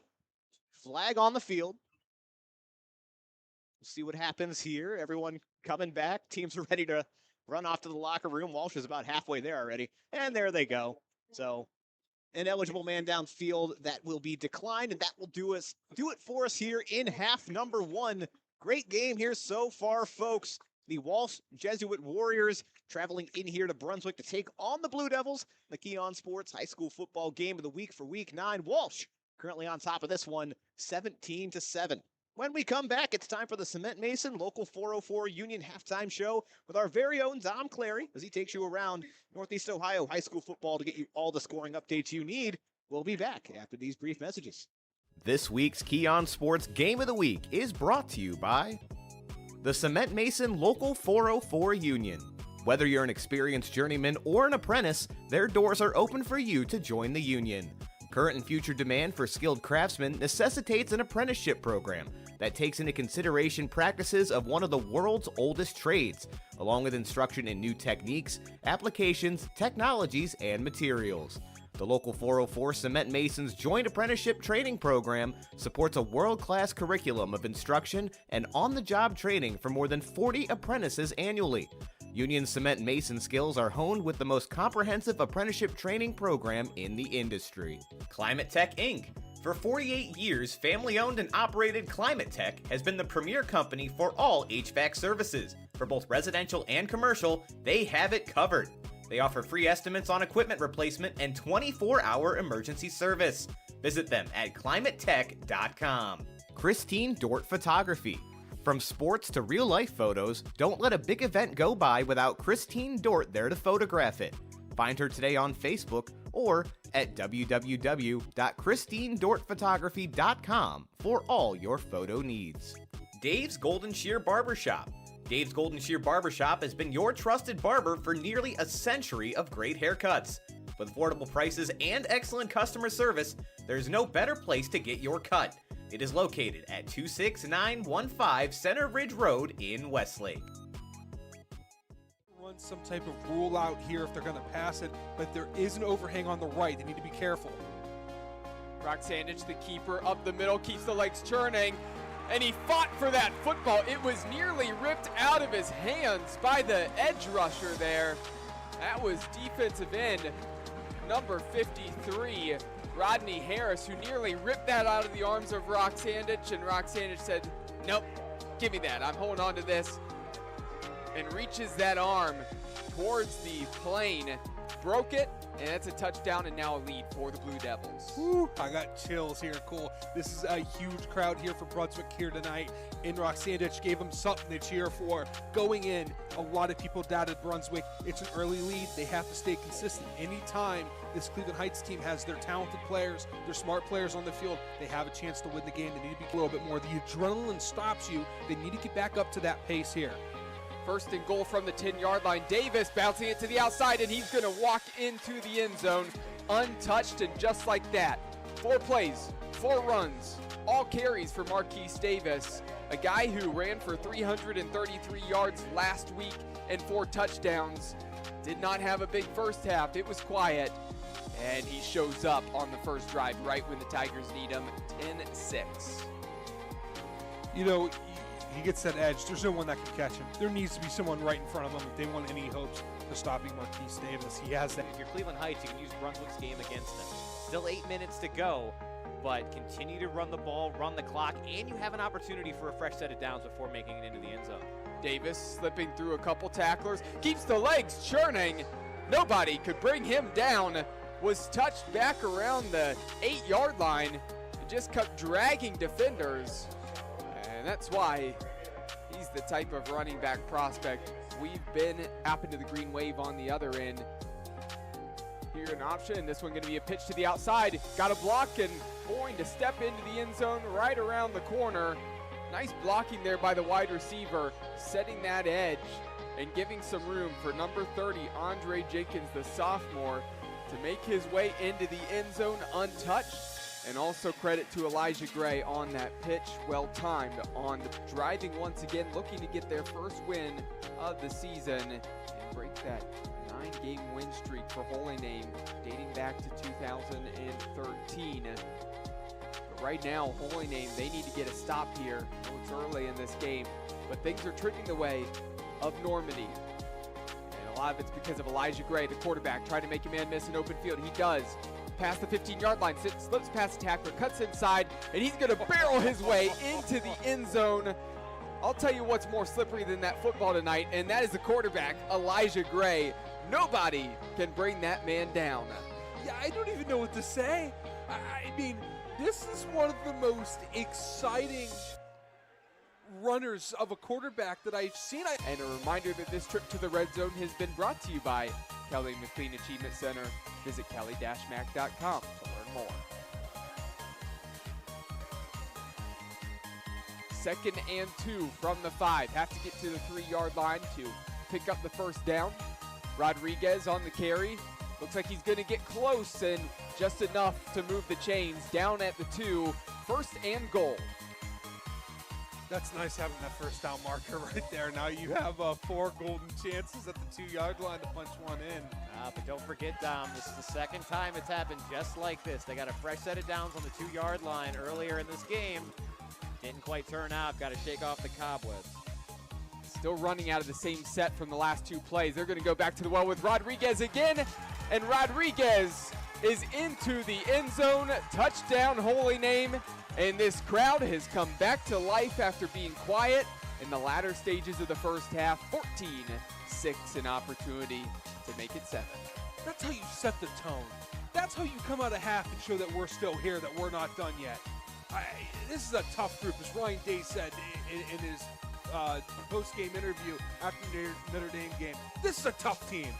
That's what Holy Name is. They proved it right there with that offensive line putting in work and those running backs doing well. That was a good drive. Here's the hold, looks good, and that kick is up and good. 14-7, 1 did that. He needed that run. Yeah, he's hobbling, he's hurt, he's in pain. But as soon as he says go, and that ball hits his fingers, the light shining down bright on him, you have 11 hungry invaders trying to get to you, and all he can think of is the task at hand. Pull back to pass, looking down the field. He's got a man wide open, and he finds him into the open field, and headed for the end zone is... Welcome on in to the Cement Mason Local 404 Union halftime show. I'm Dominic Cleary, one of the members of your 3-piece broadcast team. We're here at halftime as Walsh Jesuit, they're leading Brunswick 17-7 in a game that some people may not expect it to be close, but here we are. Here at Keon Sports, we know that Brunswick's a tough team, and Walsh, they're as good as their record shows, and Brunswick giving everything they can.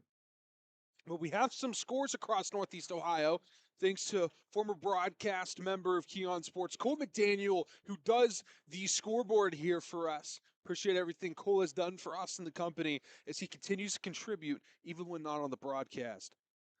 Medina and Shaker Heights face off. The battle of 2 and 6 is Shaker Heights. They lead 7-0 thus far, as they are around.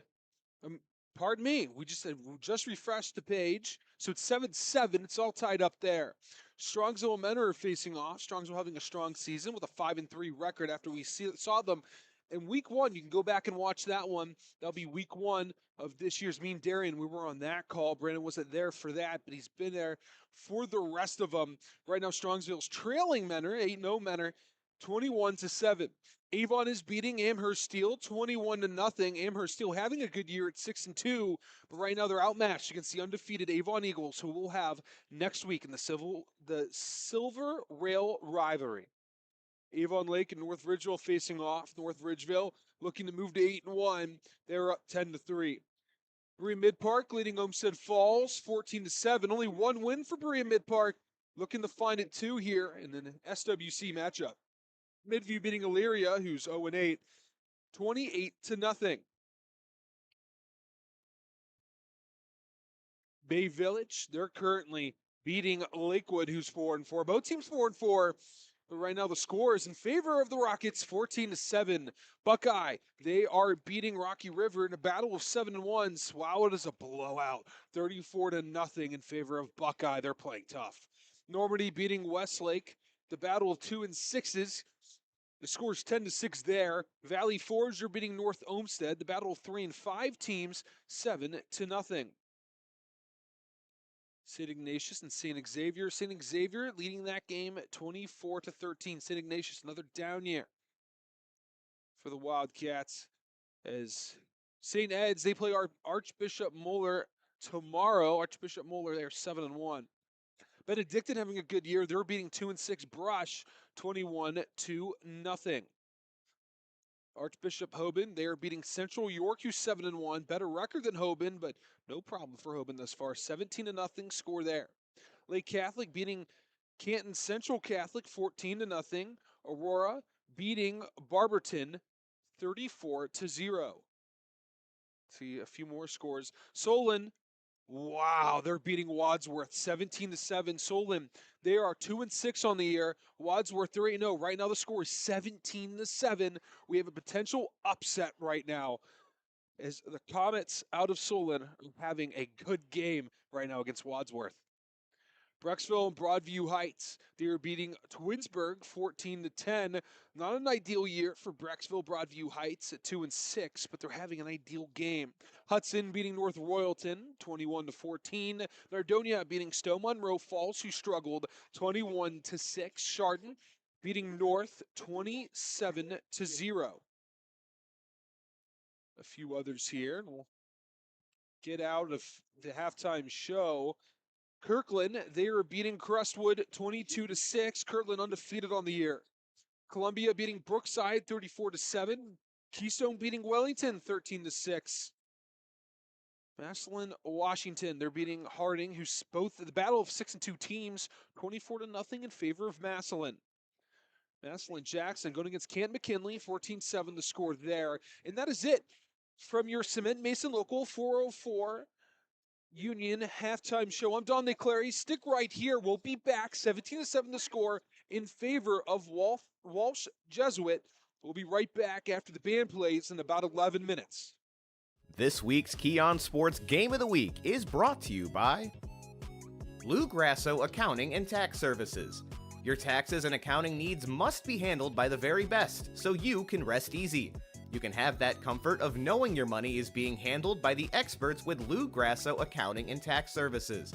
They prepare individual, corporate, nonprofit, and small business tax returns. They also specialize in investment and accounting and managing clients' QuickBooks with over $275 million in assets accounted for.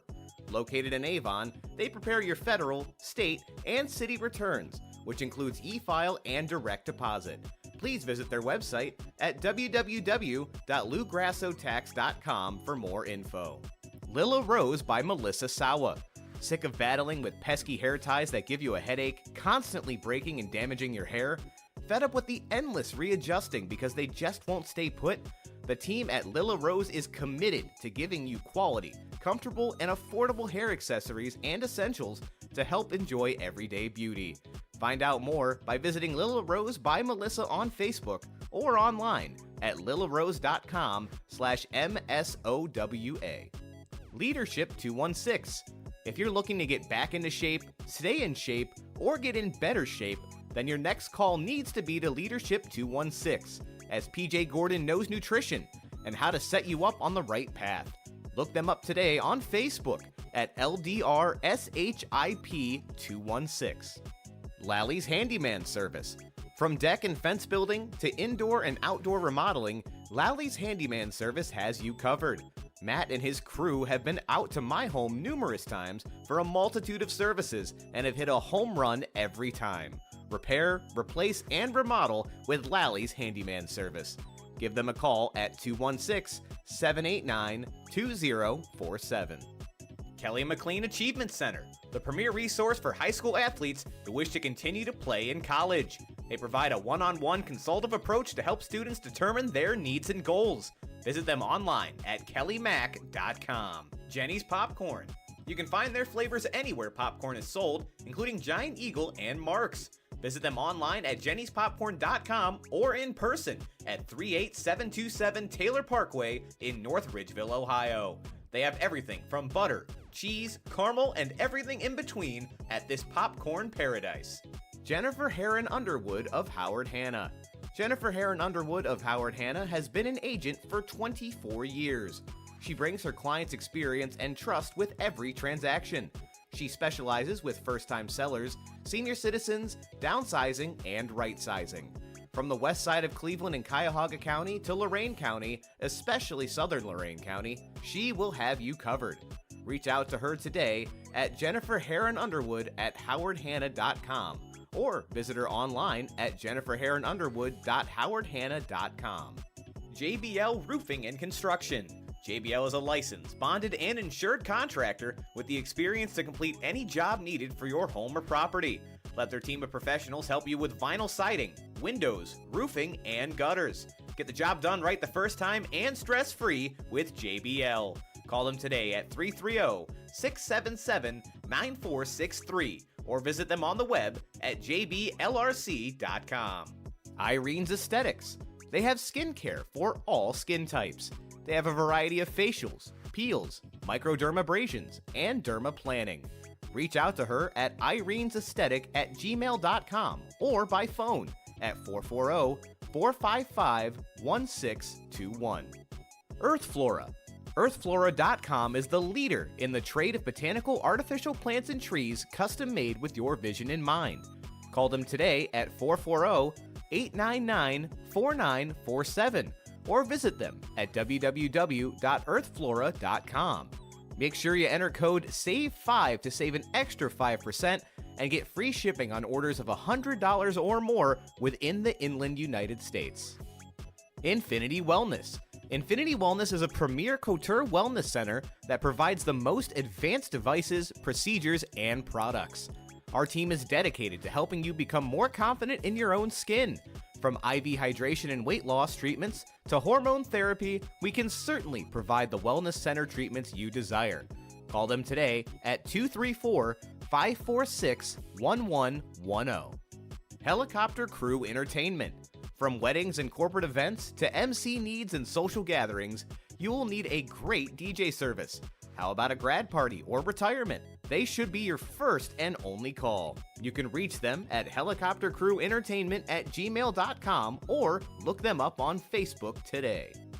Helene Kia. Looking for a new or used car? Check out our guy Jim McConville at Helene Kia in North Olmsted on Lorraine Road.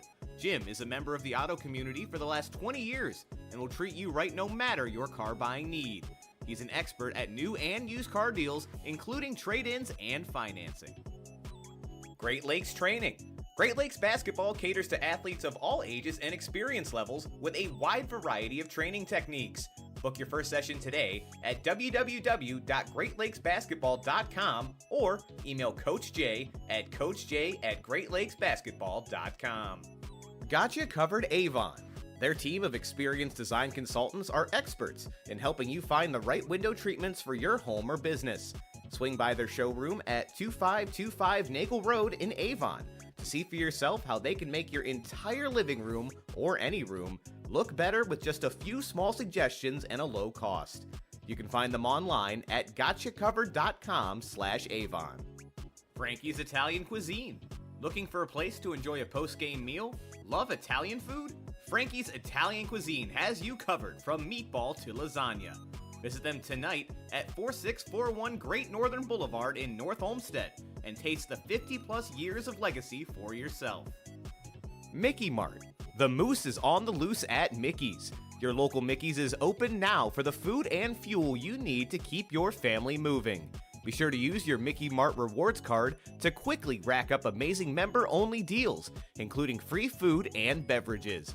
Mickey's is a proud supporter of our local school systems through our Fuels Schools program and is excited to team up with Keon Sports to bring you all the finest moments in local sports, information, and entertainment. Search for Mickey Mart or visit www.mickeythemoose.com. That's mickeythemoose.com to find a location near you. My Medicare Network. My Medicare Network is a local insurance agency that specializes in helping seniors compare and enroll into a Medicare insurance plan. They represent all major carriers, which will save you time and frustration. And when working with My Medicare Network, you'll be confident you selected the best plan for your needs. MDG Flooring.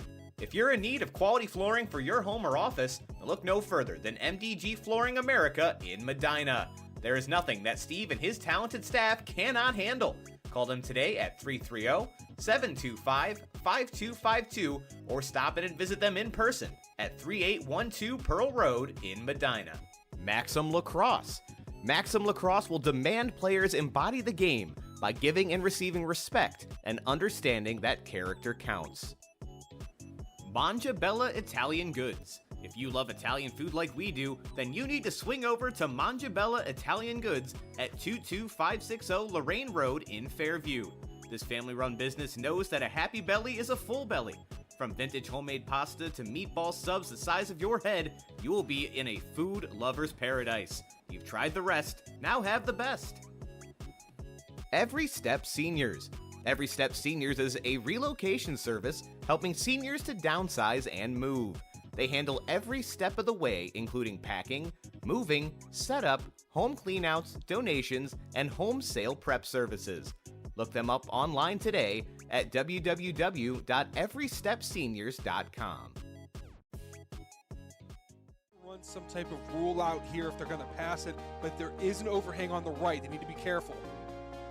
Roxandich, the keeper, up the middle, keeps the legs churning, and he fought for that football. It was nearly ripped out of his hands by the edge rusher there. That was defensive end number 53, Rodney Harris, who nearly ripped that out of the arms of Roxandich, and Roxandich said, nope, give me that. I'm holding on to this, and reaches that arm towards the plane, broke it, and that's a touchdown and now a lead for the Blue Devils. Woo, I got chills here. Cool. This is a huge crowd here for Brunswick here tonight.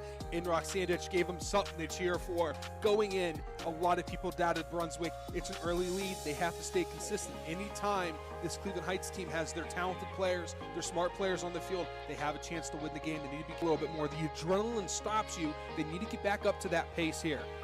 First and goal from the 10-yard line. Davis bouncing it to the outside, and he's going to walk into the end zone untouched, and just like that. 4 plays, 4 runs, all carries for Marquise Davis, a guy who ran for 333 yards last week and 4 touchdowns. Did not have a big first half. It was quiet, and he shows up on the first drive right when the Tigers need him, 10-6. You know, he gets that edge. There's no one that can catch him. There needs to be someone right in front of him if they want any hopes of stopping Marquise Davis. He has that. If you're Cleveland Heights, you can use Brunswick's game against them. Still 8 minutes to go, but continue to run the ball, run the clock, and you have an opportunity for a fresh set of downs before making it into the end zone. Davis slipping through a couple tacklers, keeps the legs churning. Nobody could bring him down. Was touched back around the 8-yard line and just kept dragging defenders. And that's why he's the type of running back prospect we've been. Happened to the green wave on the other end. Here an option. This one going to be a pitch to the outside. Got a block and going to step into the end zone right around the corner. Nice blocking there by the wide receiver, setting that edge and giving some room for number 30, Andre Jenkins, the sophomore, to make his way into the end zone untouched. And also credit to Elijah Gray on that pitch, well timed on driving once again, looking to get their first win of the season and break that 9-game win streak for Holy Name dating back to 2013. But right now, Holy Name, they need to get a stop here. I know it's early in this game, but things are trending the way of Normandy. And a lot of it's because of Elijah Gray, the quarterback, trying to make a man miss an open field. He does. Past the 15-yard line, slips past the tackler, cuts inside, and he's going to barrel his way into the end zone. I'll tell you what's more slippery than that football tonight, and that is the quarterback, Elijah Gray. Nobody can bring that man down. Yeah, I don't even know what to say. I mean, this is one of the most exciting runners of a quarterback that I've seen. And a reminder that this trip to the Red Zone has been brought to you by Kelly McLean Achievement Center. Visit kelly-mac.com to learn more. Welcome into the start of the second half. You're watching the Key On Sports High School Football Game of the Week for Week 9. That's right, folks, Week 9. Only this game and one more left in the regular season. Tonight, you are watching Walsh Jesuit as they have traveled in to take on Brunswick. Walsh currently leading this one 17-7, but the Blue Devils will be receiving the ball to get the half started. And we will also have Guardians updates. I was hesitant on doing that, but they currently have a runner in third and second down too. So we'll give you updates during the game from time to time. I was going to say, down 2-0 after a half of an inning. I was getting nervous there, but this team always has some fight in it. And so do the Brunswick Blue Devils as they're going to get this at the 5-yard line. Returner making their way up the far side, getting a full head of steam, now bouncing his way out to the near, still looking for room to move up, and he'll be brought down at about the 27-yard line. Cooper Neal on the return. And now Brunswick's offense going to get another opportunity. They were trying to get something going with only 50 seconds left in the first half. That drive did eventually stall out, but otherwise, offense, even though they've only been out a few times, has actually looked pretty good tonight. One turnover on downs early in this one. Then they had a methodical drive to put up 7 in the second quarter. And they'll get another chance to make this a one-possession game, currently trailing by 10. Hayden Schwarm still on the sideline here. Going to start this at the 26. Will be a play action pass. Quarterback rolling out, throws it, has a receiver open, has the first down, pushes his way forward, and brought down just short of the 45-yard line. Colin Gavulik on the reception there. I feel like Sorry, I apologize. That was Brandon Gross on the reception. Sorry, Darian. No, you're good. I was just saying they're building up on that momentum that they had at the end of the half. And so far, so good. First and 10 now from the 42. Man in motion. Quarterback takes a snap. Going to be a handoff to Neal up the middle. Falls forward for a gain of a couple. That was a counter run there. Usually see counters like that with the quarterback running and giving it to a wing back in front of them. Usually in wing tees and flex bones, but they're able to run it here. This is such a creative offense. This is the type of offense that I would love to just sit down in like a meeting and just watch film and kind of hear them discuss. They're so great on creating plays. 2nd and 9 now. Going to be a wide receiver screen, but receiver met at the point of the reception. Maybe loses half a yard.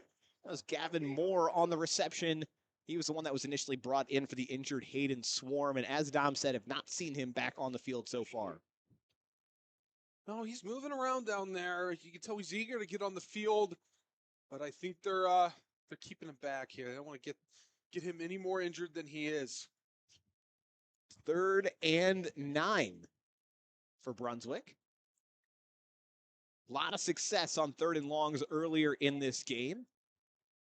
2 receivers to the far side, 1 to the near. Quarterback has it, drops back, looking up the near side, and that's intercepted. Walsh has it, making their way to the 30, the 20, waiting for some blockers, still staying in bounds, but they're going to say he stepped out at the 18-yard line, or 17-yard line, rather. Huge play there for Walsh. Caden Carter on the interception.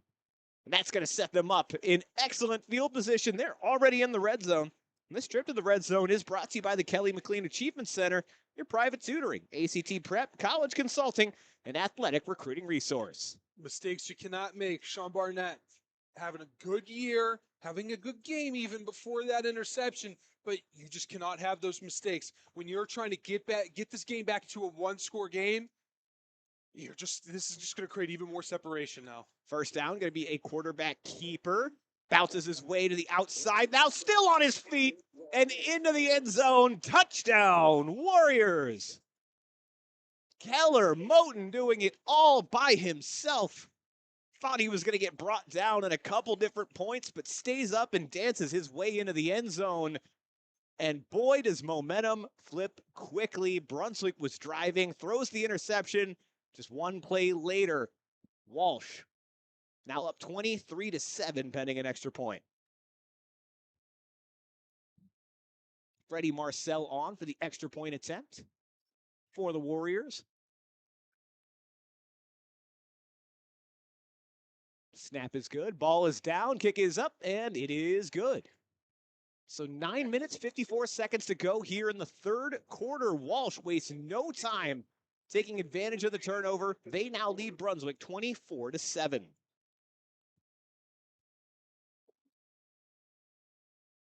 So now Brunswick, a bigger hole to dig themselves out of. First real offensive miscue tonight for Barnett. Folks, make sure if you're watching this game on YouTube, which if you're listening to my voice, you certainly are, we still have to give away the Mickey Mart Player of the Game. You know, if you see on our social media, players holding that giant Mickey the Moose logo, almost like a shield. Players love it so far. They do the Avenger poses, and it's been a real cool thing. But either way, we take your opinion into account. You're watching this game just like us, seeing things that we don't see. So if you think there is a player for Brunswick or Walsh that is deserving of the Mickey Mart Player of the Game award, let us know in the comments. We'll cut that off with a couple minutes left to go in the fourth quarter, but still plenty of time to get those votes in. So let us know early and often who you think is deserving. Walsh getting ready to kick this one off. Ball is up. Going to be fielded just past the 5. Brunswick returner staying up the far side of the field, still looking for a lane and going to get knocked out right around the 25-yard line. He was one defender away from getting to the 50. That's been the case almost all these returns there. And it's good. Glad you pointed that out because it's just like we just have one more block. You could break it loose. Just hasn't been the case so far. And that time it was Eli Nichols on the return for the Blue Devils. He's going to start this drive off in the backfield. As Barnett goes back out there, hoping to shake off that last interception. 1st and 10 from the 25-yard line. Pistol formation. Going to be a handoff to Nichols. Makes his way up the weak side and brought down after a short gain. Going to be 2nd down and 7 for the Blue Devils. Still not out of this one quite yet. Again, last offensive drive did not end the way that they had hoped. Offensively, Walsh has been everything they were advertised, held to a field goal on the first drive, but since then, 3 touchdowns on 3 straight offensive possessions. They have looked incredible thus far. It's quarterback keeper for Barnett. Up the middle of the field. Going to get brought down right at that line to gain. They're going to stay where that referee's indicating. Looks like it'll be 3rd and inches for the Blue Devils. Would be surprised if they go to that power eye. Hand in the dirt. 2 guys behind Barnett. Look at this. Now Barnett's out of the game completely. And now he's back in the game. Going to line up at receiver. Brandon Gross currently lined up under center. Now he shifts. They have 5 seconds. Kind of a wildcat formation for Brunswick, and they decide they're going to call a timeout. Cooper Neal was the one that ended in the shotgun formation. Anytime that you try a trick formation, it can be difficult. When I was in high school, we had one called Gator where I lined up at wide receiver. There was only 3 down linemen, and I was about 5 yards off sides. So you'll have that, especially when you had 17, 18, 16-year-olds running the show out there who, again, those tricky formations, those were Thursday practices. That's not something you typically practice throughout the week unless you know for sure that you're running them. Another one we ran was a tackle screen. I dropped the ball. It's all right, Dom. Yeah, it's all right. We still believe in you. I didn't mean to giggle. Yeah, you laughed a little too loud there, Darren. It was just your facial expression. They can't see it, but I can. He said, I dropped the ball. Some Detroit Lions-esque play calling for you guys there in high school. Very reminiscent of Pitt at the time. They used to do a lot of tackle screens, tackle reverses with the Matt Canada offense in 2016. That's a throwback. I forgot. All right, then. I forgot he was Pitt's offensive coordinator. That then. explains a lot. 3rd and 1. for the Blue Devils. Shotgun formation. Looks like Barnett back in at quarterback, now going to go under center. And it looks like Brunswick might have jumped. They did. The whole left side of the line. You can just not let that happen if you're the offensive line there in the trenches. Again, I fell victim to it too. I was on local television. They caught me doing that. So it happens. It happens. But I'm going to say the same thing that was said when that happened to me. You're eager for the play. You're thinking the play you were going to make, that you just let something slip by. You made a mistake. Now you got to tell your teammates, hey, I got your back. I'm going to make up for this mistake. I'm going to have your back on this play. Didn't have it then. I'll have it now. I'll make up for it. We're going to get this first down. 3rd and 5 now. Barnett in at quarterback. Sends a man in motion. Ready for it. They're going to throw. Quick wide receiver screen and Neal. He's got it right on the line to gain, and it's a first down for Brunswick. Coming up clutch once again on 3rd down.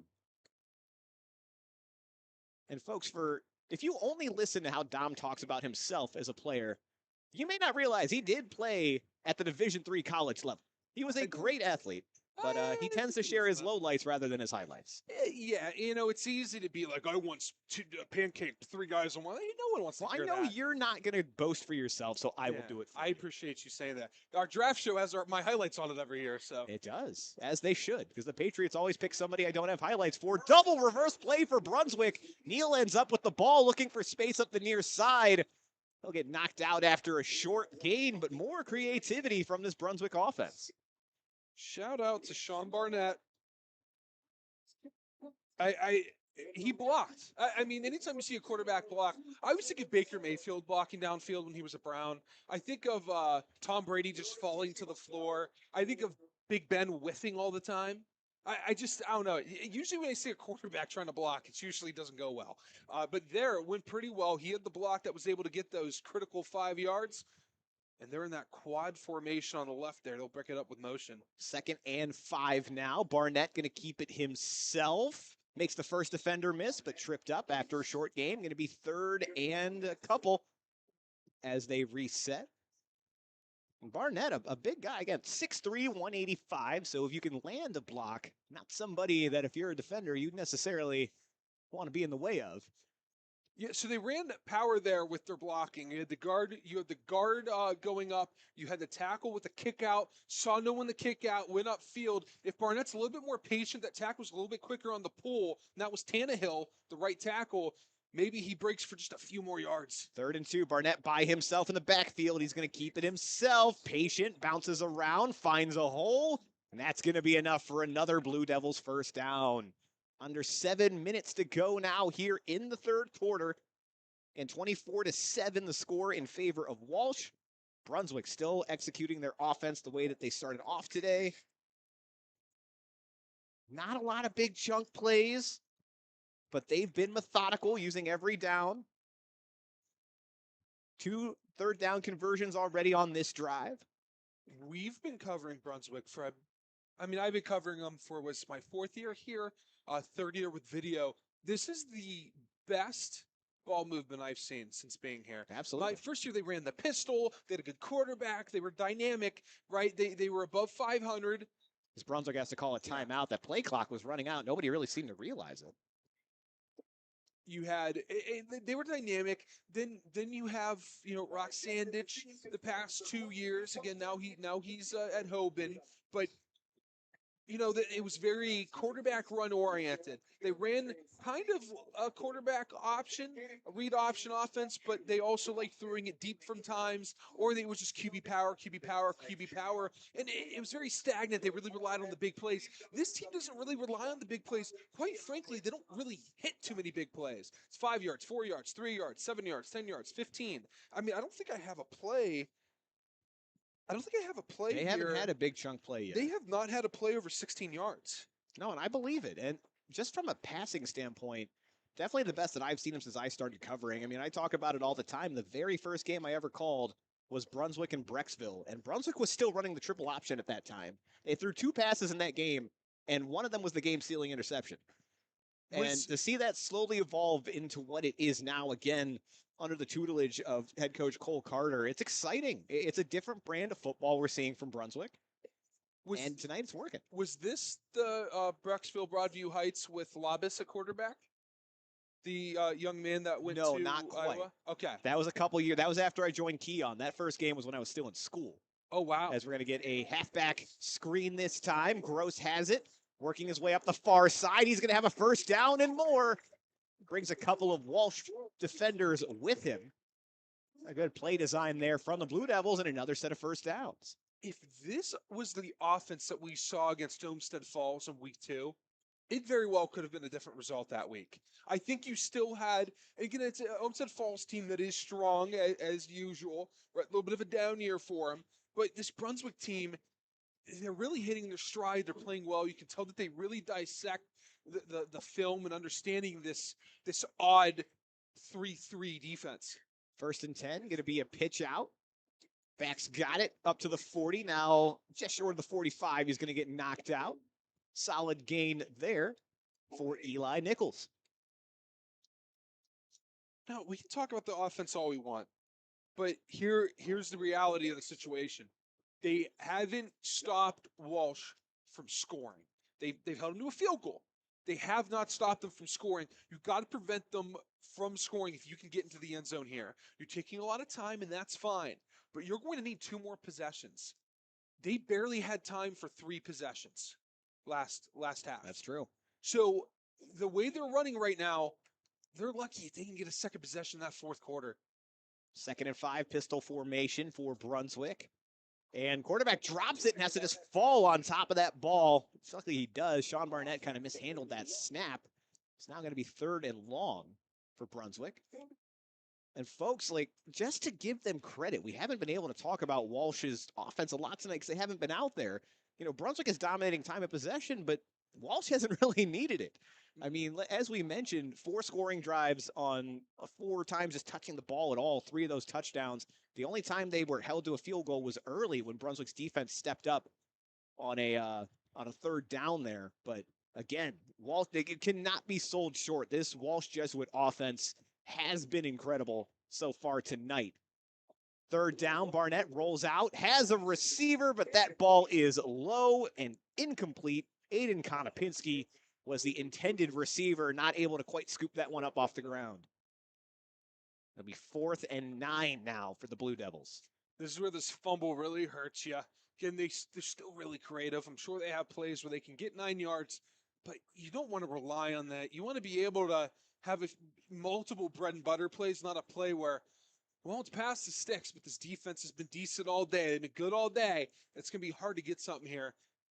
Just not the position you want to put yourself in, and especially when you have a fumble. Get Barnett made the right play on that fumble, but now got to make up for it. Only a couple seconds left on the play clock. They do get it off in time. Barnett facing a couple rushers, throws deep down the left side, and great coverage there by Walsh. Number 26, James Brewer, never gave Konopinski a chance, and that's going to be a turnover on downs. Walsh and their offense going to come back out onto the field. Yeah, and believe it or not, this drive can really seal it here for Walsh so they can get things going. Now, right now, I'm calling for my X Factor from Brunswick here. Eli Nichols, the young man wearing 23 with the pink arm sleeve. Time to make a big-time play. He's had a handful of tackles, some good carries, had some returns and kickoff, but now it's time to make your biggest impact on the day. 5 minutes, 3 seconds to go in the 3rd quarter. Handoff to start the drive for Walsh. Back as a first down, still following some blockers, still up on his feet, and not dragged down until he gets to the 40-yard line. Lucas Weaver on the power run there. Can't ask for much more. Shout out to the offensive line. It was outside zone, reach block, and that's exactly what they did. They got the left hand on the shoulder pad, right hand on the midline of the shoulder pads. Great job there by the offensive line. 1st and 10 from the 39 now. Hand off again. Backs got it forward. More than enough for a first down. Picks up about 14 on the play. Lucas Weaver again on the carry. And we said, if anything, Walsh was struggling running the ball early in this game. That's what kind of stalled the drive out the first time. But since then, they have made it a point, these last couple of drives, to keep the ball on the ground. And they're showing that this offense can win any way they need it to. 1st and 10 from the 27. Quick throw this time off the play action. Receivers got it. Brought down right around the 20-yard line. That was number 13 on the reception, Sawyer Del Boso. Hope I'm pronouncing that correctly. I'm sure you are. And he is just short of the red zone. It'll be 2nd and 3 for Walsh. 3 receivers out to the far side, 1 to the near side, 1 back in the backfield with Keller Moten. Moten going to step back, wide receiver screen, has his man, makes one man miss, falls forward. Only a gain of a couple there. Milan Paris on the reception. Going to be 3rd and short for Walsh. And folks, just want to remind you, this trip to the red zone is brought to you by the Kelly McLean Achievement Center, your private tutoring, ACT prep, college consulting, and athletic recruiting resource. And apologies there, Aiden Henry was the one who had that reception. 3rd and short for Walsh. Going to be another handoff. Back's got it. He's got the first down and more. Falls forward, and he's going to be in goal-to-go territory. Number 2, Lucas Weaver again on the carry.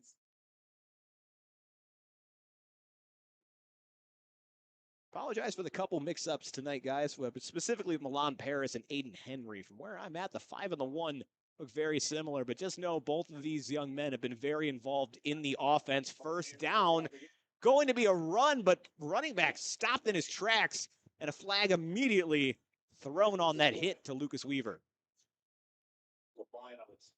He had a good stiff arm there. I believe he grabbed the face mask. I think that's the call, unless it's on Brunswick, and I believe it is on Walsh.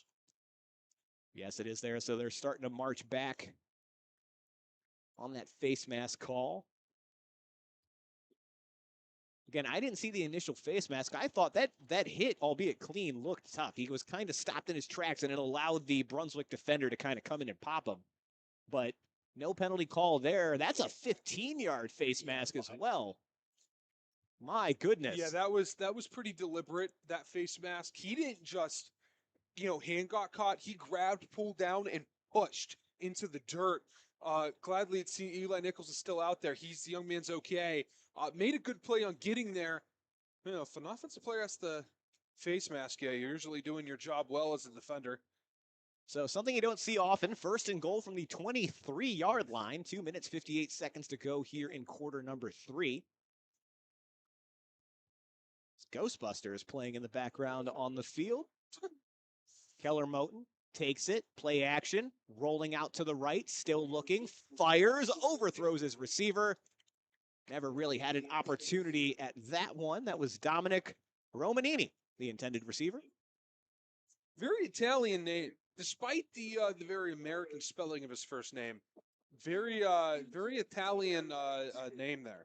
If we do ever get the all-Italian team out, like we've joked about for a few years, I'm sure he's going to be a good candidate for that list. Definitely would be. He'd be a player we talk about on the all-Italian broadcast for sure. 2nd and goal now from the 22 for Walsh.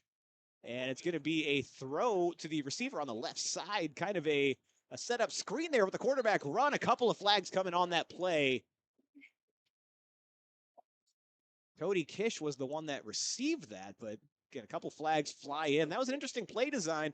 Quarterback looked like he was going to take off to the right, then stopped, went back to the far side of the field and pitched it out. We'll see what the officials call here. This will be on Walsh. It's what it's looking like. And now it's going to be goal to go from even farther back for the Warriors. Again, rare that you see a goal to go situation from here, especially when there isn't a fumble involved. But it'll be 2nd and goal from the 30-yard line. Well, this is a great opportunity for Brunswick to get a stop on this drive. And they need one, especially after not scoring on that previous. They're running out of time, especially with their brand of offense. 2nd and goal from the 30. 2 minutes, 25 seconds to go. Clock continues to run. Moten is set. Grabs it. He's ready. Looks to throw. Left side of the field. Has a receiver. It's Milan Paris. And a couple more flags. There's a little bit of jawing after that play. And I have a feeling this is also going to go against Walsh. Coaches are not happy. And he just threw his hat. So that means he threw another one there. Yeah, so a player's hurt. Something happened with that. Coach just got flagged as well because he crossed over and was yelling. So that is definitely going to be possibly two unsportsmanlike stacked on top of each other. Brunswick coaching staff calling for their players there. Let's see what happens, as there is still an injured Brunswick player. So, while we get this all sorted out, guys, let's go ahead and cut to break. Folks, we'll be right back. Enjoy these highlights. Run some type of rule out here if they're going to pass it, but there is an overhang on the right. They need to be careful. Sandich, the keeper, up the middle, keeps the legs churning, and he fought for that football. It was nearly ripped out of his hands by the edge rusher there. That was defensive end number 53, Rodney Harris, who nearly ripped that out of the arms of Sandich, and Sandich said, nope, give me that. I'm holding on to this, and reaches that arm towards the plane, broke it, and that's a touchdown and now a lead for the Blue Devils. Woo, I got chills here. Cool. This is a huge crowd here for Brunswick here tonight. Sandich gave them something to cheer for. Going in, a lot of people doubted Brunswick. It's an early lead. They have to stay consistent. Anytime this Cleveland Heights team has their talented players, their smart players on the field, they have a chance to win the game. They need to be a little bit more. The adrenaline stops you. They need to get back up to that pace here. First and goal from the 10-yard line. Davis bouncing it to the outside, and he's going to walk into the end zone untouched, and just like that, 4 plays, 4 runs, all carries for Marquise Davis, a guy who ran for 333 yards last week and 4 touchdowns. Did not have a big first half. It was quiet, and he shows up on the first drive right when the Tigers need him, 10-6. He gets that edge. There's no one that can catch him. There needs to be someone right in front of him if they want any hopes of stopping Marquise Davis. He has that. If you're Cleveland Heights, you can use Brunswick's game against them. Still 8 minutes to go, but continue to run the ball, run the clock, and you have an opportunity for a fresh set of downs before making it into the end zone. Davis slipping through a couple tacklers, keeps the legs churning. Nobody could bring him down. Was touched back around the 8-yard line and just kept dragging defenders. And that's why he's the type of running back prospect we've been. Happened to the green wave on the other end. Here an option. This one going to be a pitch to the outside. Got a block and going to step into the end zone right around the corner. Nice blocking there by the wide receiver, setting that edge and giving some room for number 30, Andre Jenkins, the sophomore, to make his way into the end zone untouched. And also credit to Elijah Gray on that pitch, well timed on the driving once again, looking to get their first win of the season and break that 9-game win streak for Holy Name dating back to 2013. But right now, Holy Name, they need to get a stop here. I know it's early in this game, but things are trending the way of Normandy. And a lot of it's because of Elijah Gray, the quarterback, trying to make a man miss an open field. He does. Past the 15-yard line, slips past the tackler, cuts inside, and he's going to barrel his way into the end zone. I'll tell you what's more slippery than that football tonight, and that is the quarterback, Elijah Gray. Nobody can bring that man down. Yeah, I don't even know what to say. I mean, this is one of the most exciting runners of a quarterback that I've seen. And a reminder that this trip to the Red Zone has been brought to you by Kelly McLean Achievement Center. Visit kelly-mac.com to learn more. 2nd and 2 from the 5. Have to get to the 3-yard line to pick up the first down. Rodriguez on the carry. Looks like he's going to get close and just enough to move the chains. Down at the 2. 1st and goal. That's nice having that first down marker right there. Now you have 4 golden chances at the 2-yard line to punch one in. But don't forget, Dom, this is the second time it's happened just like this. They got a fresh set of downs on the 2-yard line earlier in this game. Didn't quite turn out. Got to shake off the cobwebs. Still running out of the same set from the last 2 plays. They're going to go back to the well with Rodriguez again. And Rodriguez is into the end zone. Touchdown, Holy Name. And this crowd has come back to life after being quiet in the latter stages of the first half. 14-6, an opportunity to make it 7. That's how you set the tone. That's how you come out of half and show that we're still here, that we're not done yet. This is a tough group, as Ryan Day said in his post-game interview after the Notre Dame game. This is a tough team. That's what Holy Name is. They proved it right there with that offensive line putting in work and those running backs doing well. That was a good drive. Here's the hold, looks good, and that kick is up and good. 14-7, one. Did that. He needed that run. Yeah, he's hobbling, he's hurt, he's in pain. But as soon as he says go, and that ball hits his fingers, the light shining down bright on him, you have 11 hungry invaders trying to get to you, and all he can think of is the task at hand.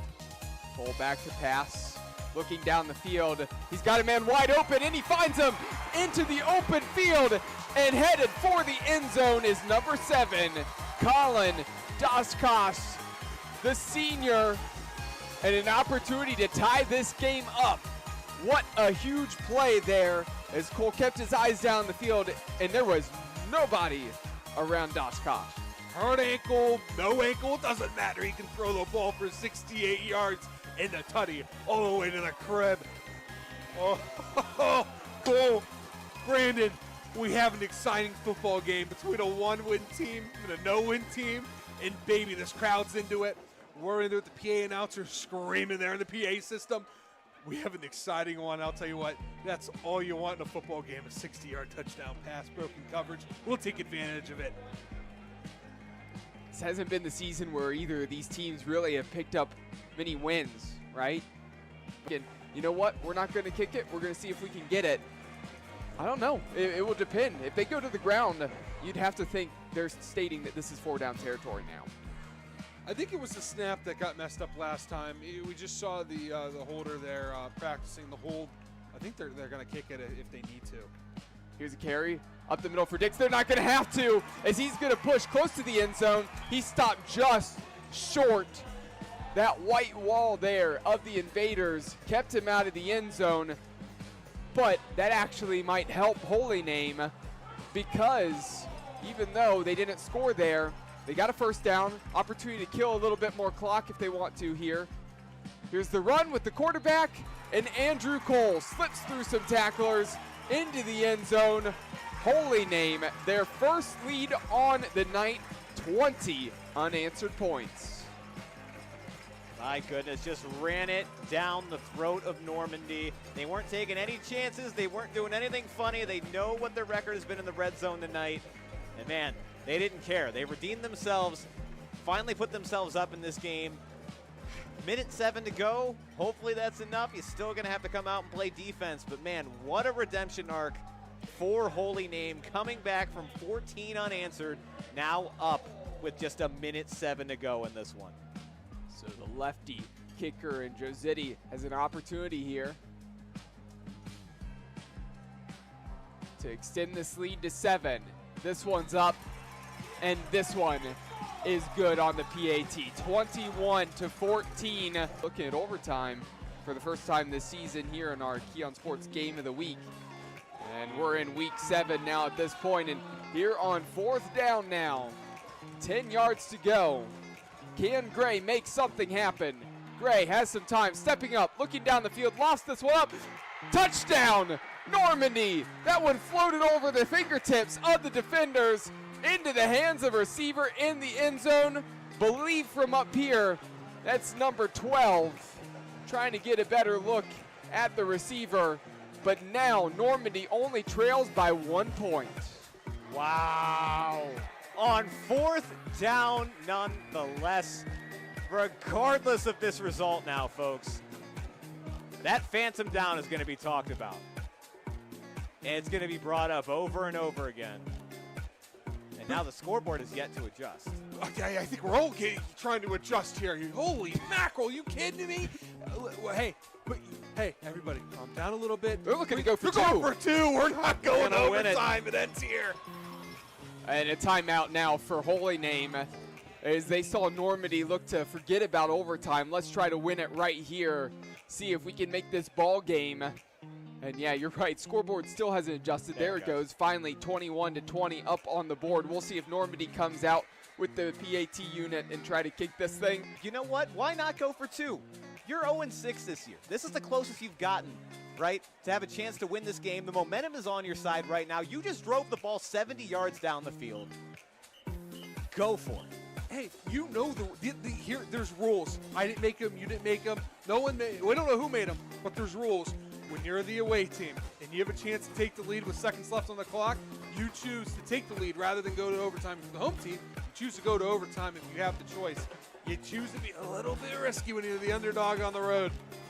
Tell you what, how about that throw on 4th and 10 there for Elijah Gray stepping up, launching that one towards the end zone. I think that was the first time I couldn't see a number in the end zone because there were 2 black jerseys right in front of the receiver. I thought one of them came down with it. It dropped in just past the fingertips of the defenders.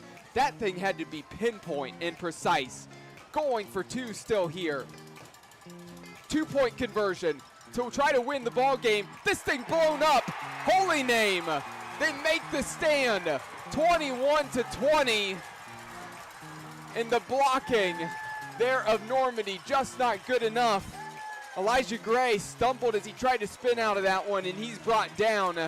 Credit to the guts there of the coaching staff of Normandy to want to go for that there. The conversion. Have to send this one away. But again, we've seen a lot of special teams errors between these 2 teams. They've been able to usually fall on the ball and not turn it over off their own mistakes. But it has not been clinical for either of these teams on special teams. We'll wait and see here on the onside kick. This one, Squib, this one hits hard and bodies on the ground. And I do think that Holy Name... Thank you for sticking with us, folks, and we do apologize for the lengthy delay. We did have an injury for Brunswick. Landon Kirkner was down on the sideline for some time. They do have him up and off the field now. Obviously, we'll provide any updates if they are provided to us. Teams now back out on the field warming up. Again, it's probably been 10, 15 minutes since the teams were last on the field. And again, hoping the best for Kirkner and his family. We still have a football game to play, though, folks. A minute 40, or sorry, that is not correct. About 2 minutes they put up on the clock here. 2:11. So everybody can warm up. Obviously not easy after seeing one of your own go down for Brunswick. But the team is back. When we do come back here, it is still a goal-to-go situation for Walsh. You are seeing that down marker correctly. That is on the 48-yard line of Walsh. After a couple penalties after that last hit, there was, I believe, unsportsmanlike conducts on both Milan and the coach. There was some shouting after that, a lot of confusion going on. But at the end of the day, it did result in a couple of penalties for Walsh Jesuit. So they're going to be facing 3rd and 52 when they resume. Again, Dom, I feel like I make the joke every week, but not a lot of plays in the playbook really designed to bring you back from that kind of yardage.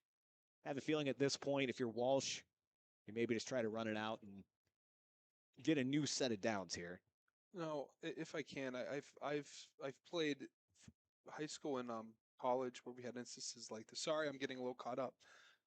We've had instances like this where it was, people people you go against, and people you grow up with that you play against, where a kid goes down, and it's really hard to play after that. It's really hard to announce. Again, I'm sorry if I'm getting a little caught up here. I thought I'd be okay, but here we are. Dom, you do what you need to do, man. Yeah, no, it's a young man that was having a heck of a day, and you hate to see a kid get injured, and anytime the play stops for that long, it's hard. It's gonna be hard for these coaches, the refs, the players, and this community. But best you can do. If you believe, pray. If not, your thoughts and prayers to the community, both communities, and to that young man. But it is hard to get on the field after that because this is a game, and sometimes reality hits fast in this game, and all you can do is hope for the best, and pray and hope that there are no more injuries on the day.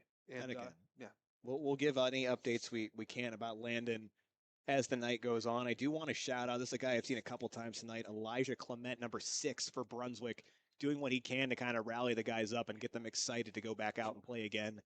He seems like he's really been a spark plug so far for the guys, and they're going to need that right now. 2 minutes, 11 seconds, 3rd and goal for Walsh. Again, even though it doesn't really look like it as far back as they are, they need 52 yards to convert and score. Quarterback has it, going to take off on his own. Quarterback draw, still picking up yardage. He's now at the 30, cuts back inside to the 20, to the 10. Still on his feet and moving and not brought down until he gets to the 5-yard line. That'll be 4th down, but my goodness, how much more can you ask out of your quarterback there? I know you made the joke to say that there's not many plays in the playbook for 52 yards, but there is for 47. Apparently, there's players that you can lean on for 47-yard games. And again, Keller Moten, we've called his name a lot tonight, obviously, as the quarterback for Walsh. And he has lived up to the billing thus far in this game. Aside from a couple errant throws where he may have gone high, has been locked in so far. 4th and 5, offense still out there for Walsh. 3 seconds left on the play clock, though. They realize that, and we're going to get the first time out of the half for the Warriors.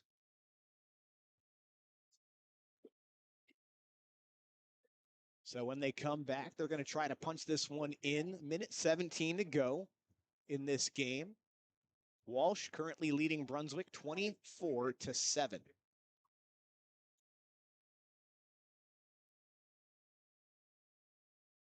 Folks, make sure, again, as you've been watching this game, if you believe that there is a player deserving of the Mickey Mart Player of the Game award, let us know in the YouTube comments.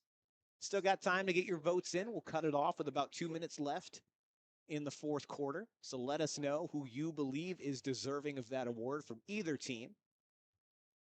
And then we will announce that on our post-game show, which is brought to you by the Cement Mason Local 404 Union.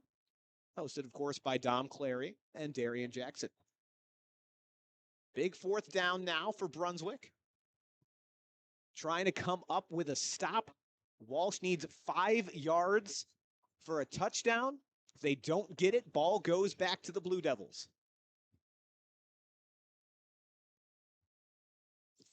Keller Moten sets. 1 receiver to the left, 2 to the right, sends a man in motion, and now we're faking a field goal, but Moten still has it, throws it up the middle, has his receiver, and that's another touchdown for Walsh. Milan Paris in the back of the end zone hauls that one in, used all 6'5" of his frame to bring that one down. Interesting formation as well for Walsh. As I mentioned, they kind of faked bringing a player in motion to go down like he was going to hold the ball for a kick. Obviously ended up running an offensive play there. That is 6 more points for the Warriors. That's just a heck of a 2 plays. 2 plays and you got 52 yards off of it on a 3rd down, 3rd and 52.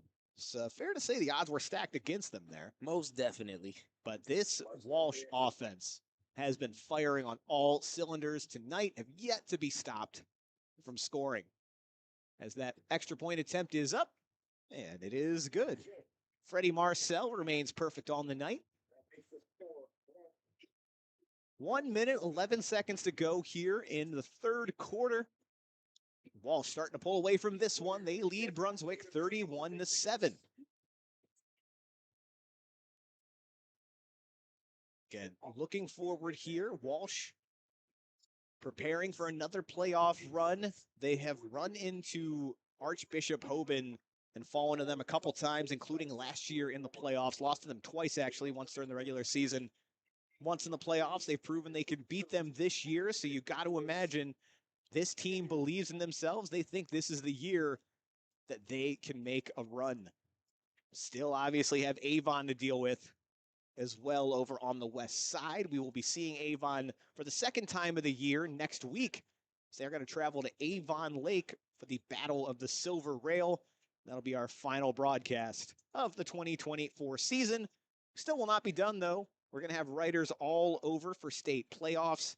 Again, a lot of the writers that you've seen throughout the year with our extensive coverage net, best in Northeast Ohio. You're going to see us continue well into playoff action. So make sure you stick around KeonSports.com for that as well. As that ball is booted, it's caught at the 5-yard line. Turner's got it, looking to cut inside, finds a lane, and eventually, no, he's still up. He's stumbling, but then brought down. Hooper Neal brought down at the 35-yard line. Again, the contact balance on Neal, absolutely incredible. as he's able to escape a couple tackles there, a couple shoulder checks. I'm going to give his team an opportunity with decent field position to get things going. You know, ending the season with Avon Lake, great way to end it. You know, the last time Avon Lake won was just a few years ago. You can read about that at Vince's book about high school football rivalries. Is that the proper name, or Northeast Ohio High School Football Rivalries. Thank you. You do all the ads, so you would know the proper title. I do. Yeah, I'm sure y'all are sick of hearing my voice on this one. And actually, it looks like there was a penalty on Brunswick, so negate what I said about that return. They got to start this one on their own 10. Empty backfield. Now back comes next to Barnett.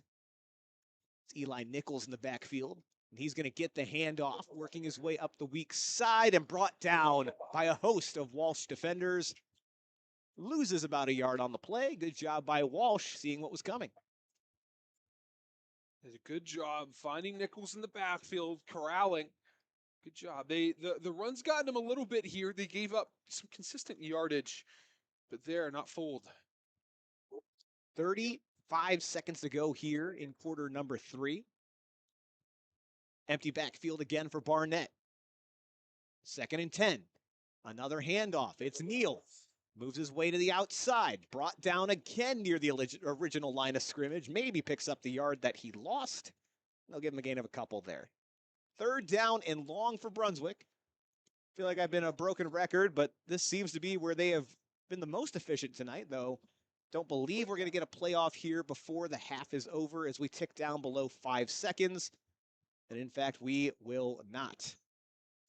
So after 3 quarters of play, Walsh Jesuit still leading the hosting Brunswick Blue Devils 31-7.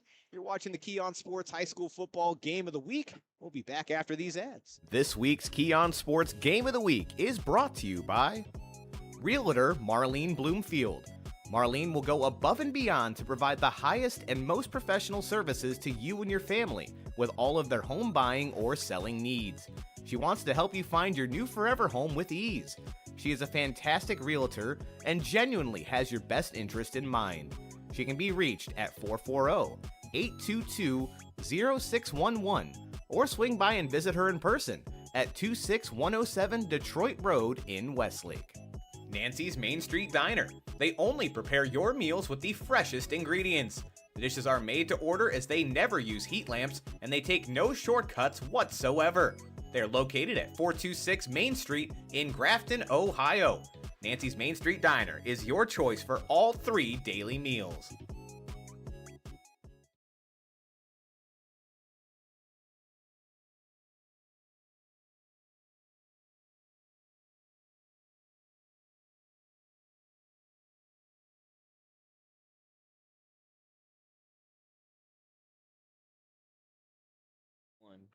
One quarter to go here in the Keon Sports High School Football Game of the Week for Week 9. Walsh Jesuit has traveled into Brunswick. Walsh currently leading this one 31-7. 3rd down now for Brunswick. Quarterback's going to roll out, looking for someone down the near side of the field. Has a receiver off of his hands with a flag on the play.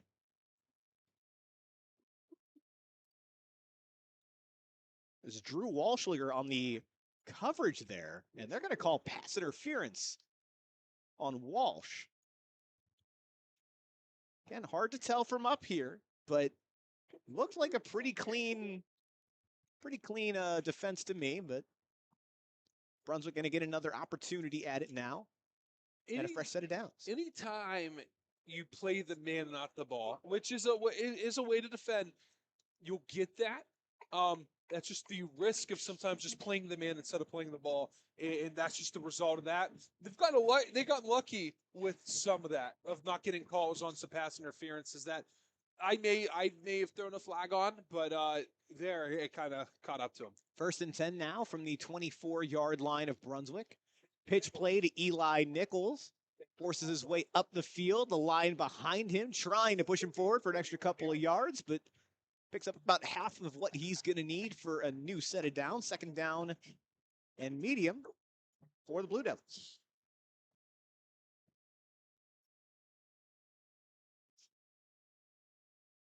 And no running clock to this point. Again, Brunswick, despite the 7 points, have looked good on offense all evening. Just haven't had that many opportunities. Part of it is by design. This offense is very methodical, very 3 yards in a cloud of dust, whether that be on the ground or through the air. Man in motion now on 2nd down. Quarterback's rolling, looking for someone to throw to. Finds Neal. He's got it, brought down, and doesn't look like he was able to hold on to that ball. 3rd down now for Barnett and the Blue Devils. Brunswick has showed great flashes. The score could be a lot closer than what it is, and it doesn't look as bad as what it seems. They've been playing a very good game. Again, they've been very patient. They're converting on a lot of their passes right now, but as we're getting to the back half of the game, they've been struggling just a little bit now. They have, and Walsh is kind of keyed in on it a little bit. Credit to this defense that's been out there for what feels like forever this game, still not allowing Brunswick to break off a big play. 3rd and 3, hand off to Nichols. He's met with contact almost immediately, and he's not going to get enough for the 1st down. Walsh knew exactly where that was going. 4th down, and it looks like Brunswick is going to punt this one away. Not the worst move, kind of deep in your own territory, still on the 30-yard line. About 10 minutes, 30 seconds to go in this game. Folks, you are running out of time now. If you want to nominate a player for the Mickey Mart Player of the Game, let us know on the YouTube comments who you think is most deserving of holding that vaunted Mickey the Moose shield. Punt is up. And fair catch called, but that was bobbled. But credit to Walsh for falling on top of that. There is a flag back where the punter was. Let's see, they call that running into the punter. That was Aiden Henry that was the returner on that play for Walsh. Was this the first punt for Brunswick? This is the first punt in general. Okay, because We've seen today, Walsh has not been stopped offensively. Again, 1 field goal, 4 touchdowns. And then Brunswick, the couple times they have turned the ball over, it's been on downs or an interception. So, yeah, that was the first punt tonight in the 4th quarter. Yeah, I'm about to say, they have definitely went on 4th down. They've converted some of those 4th downs, and like you said, they have also missed. And So. speaking of, that punt doesn't even count, so let's go back to 0. Nope. 1st and 10 from the 35. In the for single Brunswick. back. Yeah, Barnett lining up under center, going to be a handoff. Neal trying to find some space outside, and he's brought down for no gain. This Walsh defensive line has really stepped things up this last quarter and a half. Yeah, this is very improved compared to the first half. Again, only 7 points given up, but Brunswick did a lot of damage with the yardage and completion percentage. They've done a good job. The Walsh has done a good job adjusting. They have a lot of linebackers out there. They move well in space. Right now, they're downhill at a rapid pace, and they're stopping this rushing attack as really as good as you can. 2nd and 9 now. Shotgun formation. Going to be a quarterback keeper this time off the play action, but again brought down in the backfield. Again, you could have given credit to several defenders there for Walsh, but it looked like number 62, Anthony Bernard, was the one in there to finish things off. Credit to this band in the student section for Brunswick. They are still loud and involved. 9 minutes to go here in the 4th quarter. 3rd and 11 now for the Blue Devils. 8 seconds to go on the play clock. Team is now set. 2 receivers to the near side. Barnett now by himself in the backfield. Gonna look to throw. Good job picking up blockers from the line. Has a man up the middle, but that is gonna fall incomplete. Intended for number 4, Brandon Gross. Fortunately, the play has never really developed. Good job by the Walsh secondary.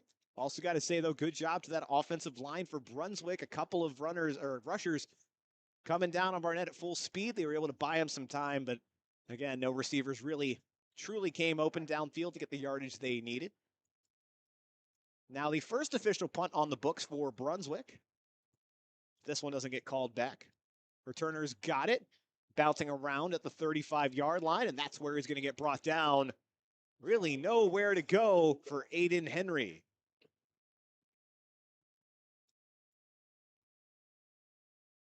Sure, Walsh. They're going to run this ball out here, take their time, slow the pace down. So they go to the NASCAR tempo, right? That's their normal tempo. Now there's what we like to call grandma tempo. Really slow, you know, get a reception, you fall down, take your time getting up and hand the ball to the ref. Take your time, let the clock run. Whoever named that obviously never met my grandma. 1st and 10 from the 35-yard line. 8 minutes, 30 seconds to go in this one. It's going to be a handoff. Back's got it, looking for some room. Now cuts back out to the strong side. Is brought down after a gain of 6. My senior year at Baldwin Wallace, we came up with that grandma pace because we like to run the ball a lot, and we usually controlled the clock. And against Marietta, I do believe we ran the clock out for 7 straight minutes, and that's how we won the game. We held the ball the whole 4th quarter, and that was like our big accomplishment, is that we ran grandma pace better than anyone else. It works. It works. Marty Tobin on that run. 2nd down. Snap initially bobbled. Quarterback's got it. Brings it down. Maybe picks up a yard on that one. Good job just bringing that one down.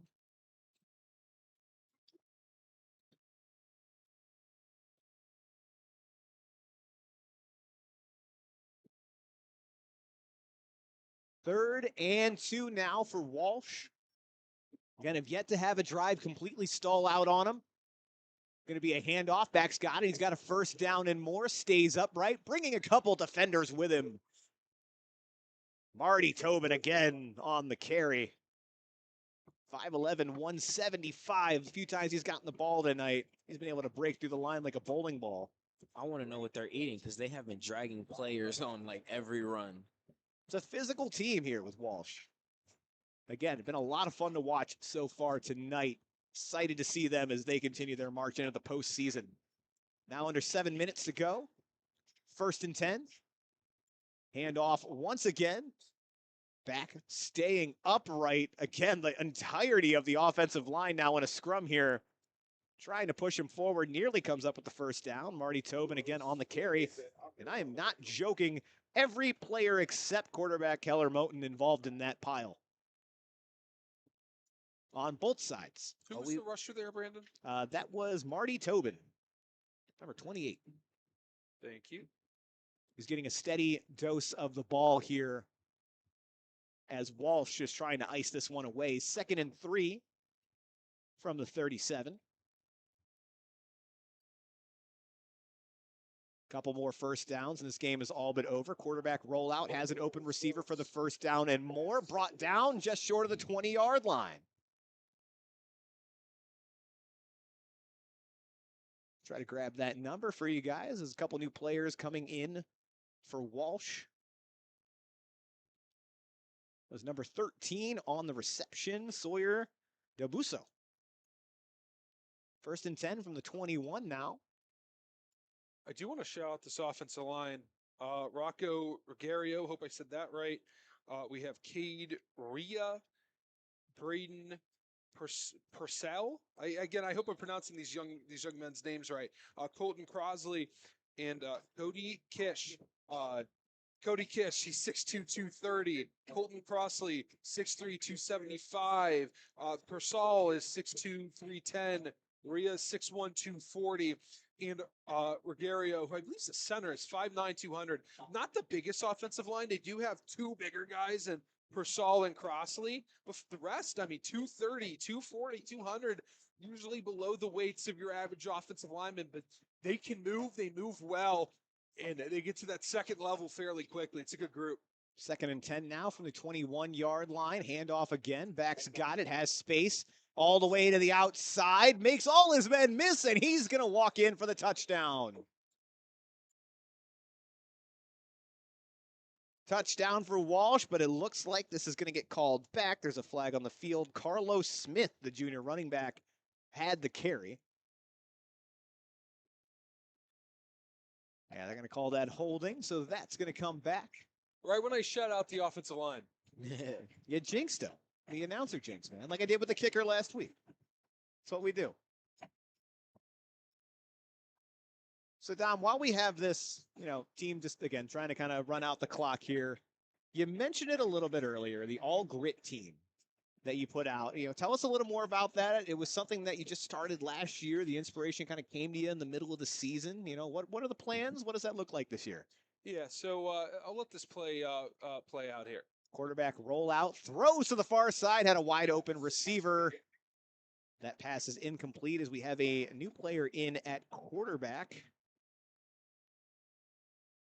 Try to grab that number. Bunch of new different players here. Yeah, it was like It's hard to tell. quite a few substitutions right now. Yeah, For Walsh. I think that's David Tarnowski. Yeah, David Tarnowski, number 12, sophomore quarterback. Potentially the next in line. Take over for senior Keller Moten. I do want to go back to the All Grit team here. As clock's rolling, subs are in. The All Grit team came to me when I was watching the old 30 for 30s. We have a big play here. Again, excellent run there by backup quarterback David Tarnowski. I was watching an old documentary about John Madden, and he talked about his All Madden team and kind of was players that he would have wanted to coach, players that he would want on his team. And it may not be the guys that it's not necessarily the best players at each position, but the players that he knows is always in the weight room. They're putting in the work. It's the tough, gritty players. I kind of wanted to take that on my own. John Madden was at the end of his career when I was in my youth. So he's going to walk in for a touchdown. First and goal from the 9, and that is a touchdown for Walsh. Like number 20, Carlos Smith, ran it in when it was called back for holding. It's another opportunity. That's another 6 for Walsh, 37-7, pending the extra point. And in all honesty, that 37 really doesn't give this offense enough credit because they have yet to be stopped. Again, pending the extra point here. Again, Dom, go ahead. Yeah, so it just came to me like, why don't we do that? Of just the teams that we cover. So there'll be a lot of teams like Brunswick and Medina and Olmsted Falls, Avon Lake that are constantly in our coverage. So they'll always be represented. But this year we have a few different teams that will be in that. Like last year, Solon was a team that was included. This year, not included in that. So if you're listening and, oh, hey, my kid plays for Strongsville, and I'm just so happy to be watching this game, your kid's eligible. We saw him in week 1, and it's players that are gritty. They're tough. They might not be the guys that are constantly targeted or the guy that is making big play, but that kid's tough. Well, that kid took a hit there in the shoulder, but he's back up and he's out there running. He's out there helping his teammates up. It's just one of those guys, and it could also be a guy that we saw obviously made progressions throughout his career. Eli Nichols is a player as a junior who was someone who was going to be highly considered for that list. Someone who we didn't really see last year, this year, and we saw him filling at running back from time to time last year. Kid's still number 2 at running back, but he comes in, plays critical minutes, both sides of the ball, which is a huge part. We saw a kid at Strongsville, I'd have to look back at the roster, who played fullback, defensive end, and punter, and kicker. Those are the type of kids that we look for this list. So that article will come out. Be asking for you to suggest what types of, because I'm going to miss people. There's again, we cover what, 20 teams, around 17 teams. Lot. Yeah, we had quite a few this year. Yeah, so there's a lot of kids to consider. So if there's someone that you believe that should be considered for that list, make sure to shout us out and ask us about it, and that will be out next week. Kick is up and going to be fielded at the 10 as that bounces short. Turner looking for some space, going to get knocked out of bounds just before he reaches the 30-yard line. Aiden Konopinski on the return. And just for clarity, Dom, I know you mentioned it, but we got questions about this last year because obviously everybody wants to see their kids recognized. And there are so many talented players out there in Northeast Ohio, including ones that we are not covering on the Keon Sports High School Football Game of the Week. If we have not seen a team in person on this broadcast, are they eligible for the award? So no. So like example, Amherst Steel having a great year, not eligible. Midview had players on it last year, not eligible for this year. So again, if you're curious who that is, look at the list of our lives, and and look at that. Now, again, next week it can change some things with its two teams we've already covered.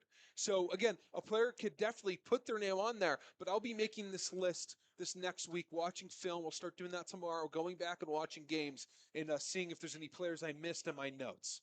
But, again, if we did not cover you, again, Wadsworth in that teams that we covered last year, they had players on that list. This year, not the case. Same with a school like the Olentangy Braves. They had people on the list. This year, won't have any players on that list. Understandable. And again, it's hard, and you only have 10 games to be able to get a lot of teams in, as we're going to have a handoff to start things off for Brunswick, back brought down after a very short game. That was number 34 on the carry, Gavin Bollock. But let us know, whether it be on the website, through email, through these YouTube comments, if there's a school that we haven't gotten to cover yet, and you want to see your school like be represented and be on, you know, this live stream, be the game of the week, let us know, because we're always trying to expand our horizons. There are going to be some schools that, you know, we just aren't going to be able to do because of press box size or availability, so don't take it personally. Or travel. Yeah. And so don't take it personally if we don't ever go and cover your school specifically. Second down now for Brunswick, another halfback carry, brought down for no gain. So don't take it personally, but again, we're happy to reach out and try to make as many schools as possible work. Again, if you're a Walsh Jesuit fan, thank you for joining us. The first time, obviously, we've had them on a broadcast since we've done video, maybe even back to our audio days. I'm not sure if we've actually gotten them on, but happy to finally see them. We had the school down in Columbus that made their debut this year, in Marion Franklin. So we're always happy to get new names in here. Olentangy last year might have been one of the, if not the most exciting game we did between them and Medina. 3rd and 9. Brunswick's going to look to throw now. Chucks it down the field. Has a receiver. Dragged out of bounds, but holds onto it. That is number 10 on the reception, Gavin Moore. It's going to be a fresh set of downs for Brunswick as the clock continues to wind down here. Backups in for both teams now.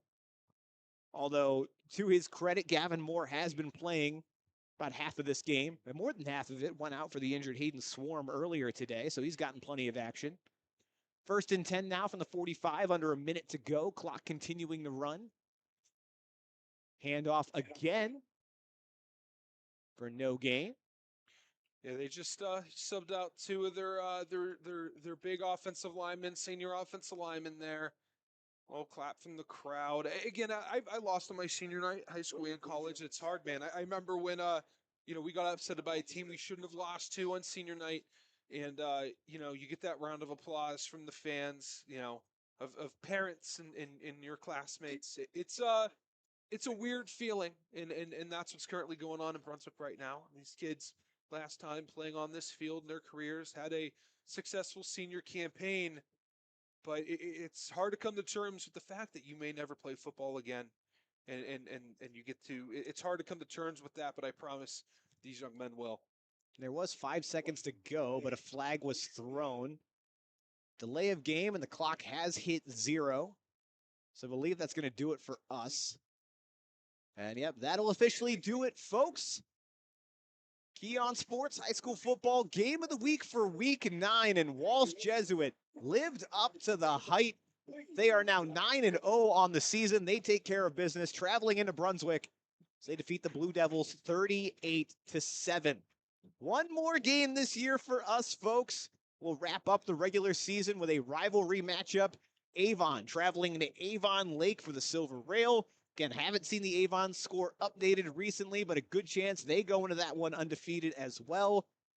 Should be an excellent one, so make sure you tune in next week, folks, and make sure you stick around for the Cement Mason Local 404 Union post-game show, where Dom Clary and Darian Jackson will let you know who the Mickey Mart player of the game will be. We'll be right back after these brief messages. This week's Keon Sports Game of the Week is brought to you by Village Coffee and Creamery. From the founders of Nancy's Main Street Diner comes Village Coffee and Creamery. They have everything from dessert, lunch items, and coffee to ice cream and every kind of sweet treat you could think of. They are located at 486 Main Street in Grafton. Westside Flea. Westside Flea began with an idea to offer creative, talented vendors an affordable venue to showcase their items in the Westside suburbs, a market where everyone could attend for free and find items at all price points. A free fun day for the whole family, including pets on a leash. TNT Construction. They provide residential and commercial remodeling, construction, and building services to clients in Cleveland and all of Northeast Ohio. Look them up today at tntcleveland.com. Tech Corp LLC. Through a relentless commitment to quality and service, Tech Corp LLC has developed a reputation for delivering work that exceeds expectations. They have the knowledge and experience to handle projects of any size and scope. Tech Corp LLC specializes in commercial and industrial roofing and offers assessment management programs, inspections, infrared scanning, restoration, project management, and consulting. You can reach them today by phone at 888-588-5524. Spins Bowl. Spins Bowl has 36 lanes and a large redemption arcade with a full bar and restaurant. It is truly a good time for the whole family as it has something for everyone, young and old. Swing by their website for more info at spinsbowl.com. Sold by Dina. She guides both buyers and sellers through every step of the real estate process. For buyers, she will help identify properties that match their needs, provide market insights, negotiate offers, and manage the transaction from start to finish.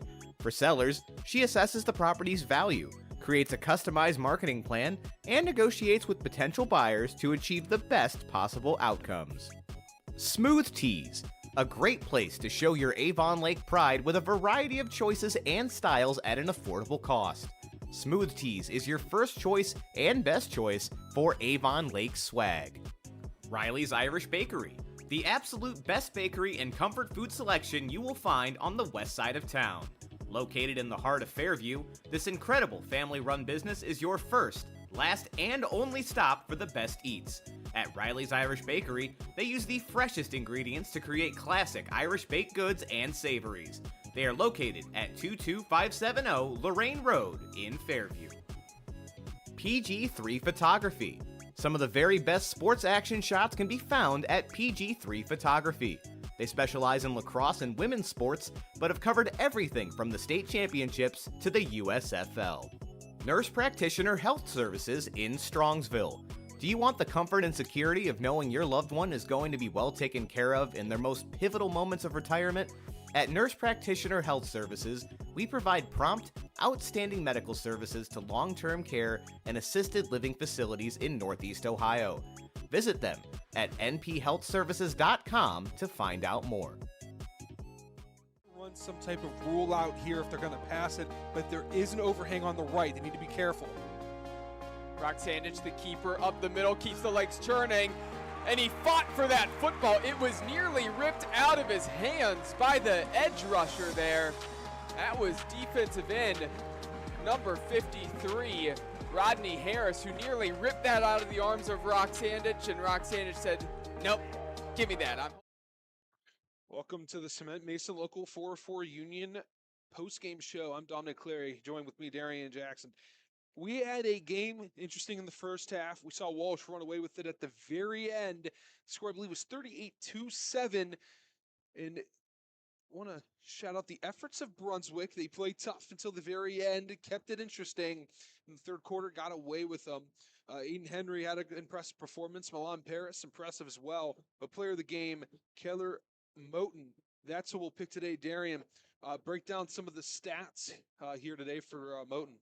I got you. So Keller Moore today had 136 passing yards on 10 of 16, 2 touchdowns, and he also had 81 rushing yards, or 6 rushes for 81 yards and a touchdown as well. Altogether, he went for 217 yards and 3 touchdowns. My man had one heck of a game. And what do you think was the biggest impact of the pass game opening up? And you know what? I'll let you go so you can get the shield because they're running in their locker room now. Okay, absolutely. Yeah, so I'll continue the rest of the show. We haven't had to do that. Here. Yep. Sorry about that. Next week we'll be at Avon Lake as they will be taking on Avon in the you want to join me, Brandon, for the post game show here? Yeah, again, we have a We have, Sure, why not? Yeah, we have We're already off the interesting- rails Yeah, here. I know. I saw the players running in, and usually they stick around for a little bit more, but nothing keeping them there. What do you think was the biggest impact here today for Moten in opening up this pass game? Yeah, you never really saw him have to particularly stretch the field, and it's tempting when you have a player like Milan Paris to just continue to bomb it up to them. He's going to be down there somewhere. He's just more physical than everybody else, but they didn't do that. They continue to spread the ball around. They, again, like you said, it took a while, but it eventually opened up the running game. It's a very balanced attack all night for Walsh. And again, I've said it multiple times on the broadcast, but every time the offense stepped on the field, they put points up tonight. One field goal, the rest were touchdowns. Very impressive performance. Even when the backups got in there, they were still able to be effective. So, again, this Walsh team's the real deal. Brunswick, again, that 7 points doesn't give them enough credit for how often they were able to keep that offense out on the field and keep themselves in this game really up through the third quarter. So, again, Brunswick is building towards something good here. Sean Barnett, still a junior at quarterback. So he's still got one more game this year. He'll be back next year as well. So keep an eye out for this Brunswick team. Continue to improve. They got 3 wins in the conference already this year. So again, excited to see them next year, and again, excited to see what Walsh is now able to do in the Division II playoffs. Yeah, we talk about the Division II playoffs, but there are some heavy hitters. Oh, yeah. Hoban is one of them. Of course, the team we're going to see next week, Avon. Now again, we haven't looked over the grand scale, but are there any teams that we're looking for? I mean, Highlands D2 as well.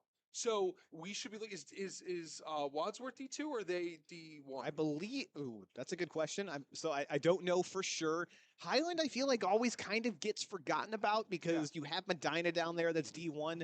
Highland, the much better school this year, as Medina kind of retools and sets back up with the departure of Stoddard. Yeah, Stoddard. But again, it's more open. And really not just Division II, Division I as well. I feel like we have a much more open division than typically that we see. I mean, we talk about Avon being ahead of the pack. They still haven't been able to push it all the way to an actual state title at this point. They lost to Hoban last year, just like Walsh did. So with Hoban with a couple of losses already, Avon kind of running their conference, and now Walsh looking to finish the year undefeated. It's anybody's game, man. And it's exciting to watch. And like you said, there are teams that we haven't even gotten out to cover this year that could potentially make a run. I believe it was a few years ago we covered, I believe it was Hudson. We covered them here, yes. D2 team as well, I believe. Hmm? And I know that was a team that made a little bit of a run. It was a team that we were interested in seeing, and they made a run in the playoffs. I'm just curious to see how far this Walsh team can go. It's nice when we can get a sneak peek. So when we do, we usually do the podcast. If we continue doing that, it's interesting to see if that's going to be a team that we're going to be, all right, W next to their name, W next to their name, W next to their name. And I do want to talk, we have Avon Lake next week. First of all, this is exciting. I know you're excited. This is the first time we're covering it together. What do you think are going to be some of the big keys for Avon Lake trying to pull it upset against Avon? For starters, records are going right out the window. I mean, we talked about the rivalry earlier in the year with Avon and Olmsted Falls. Obviously, a lot of bad blood in that feud. But now Avon Lake, this is something that goes back even further than that. As you mentioned, it's mentioned in Vince's book all about Northeast Ohio high school football rivalries. So again, all of that out the window. The biggest thing, and it's going to be the same thing that everyone's needed to do against Avon, just hasn't been able to. That defense has to bear down. And Avon Lake, typically known for that lockdown, you grind it out kind of defense that's going to give their offense an opportunity to stay out on the field, really slow down what Avon is doing. Again, easier said than done. But if they can show up defensively, they're going to be able to hang in this game. Avon Lake having a little bit of a down year by their standards, but still a lot of good wins on the docket, still winning records, still heading towards the playoffs. So again, man, it's going to be a good game. I do not care how good Avon has been. It's rivalry week, man. It's the Silver Rail, and I'm glad we're going to be able to be there and cover it in person. Yeah, no, I appreciate you randomly joining me here on the post-game show. Again, a little different than how we usually do it. We usually have to do it quick. Me and Darian got to go down there. Didn't want to cut it too short. But, of course, Darian still wondering down there on the field right now. He might be in there. Oh, no, I do see him. Yep, there he is. You can actually see him on the screen. Let's see if we can zoom in. Yeah, we are off the rails. We might as That's all right. There he is, right on the Brunswick B, trying to find our player of the game. Again, Brandon, thank you for joining me. We'll be back next week for our final King on Sports game of the week. I'm Dominic Clary, and with me, Brandon Soder Better. Usually the other way around. Usually you're doing the intro and the exits. That's it for the Cement Mason Local 4-4 Union. Make sure to join us next week, as we will be there for the Silver Rail Rivalry as Avon Lake. That's all I have to say.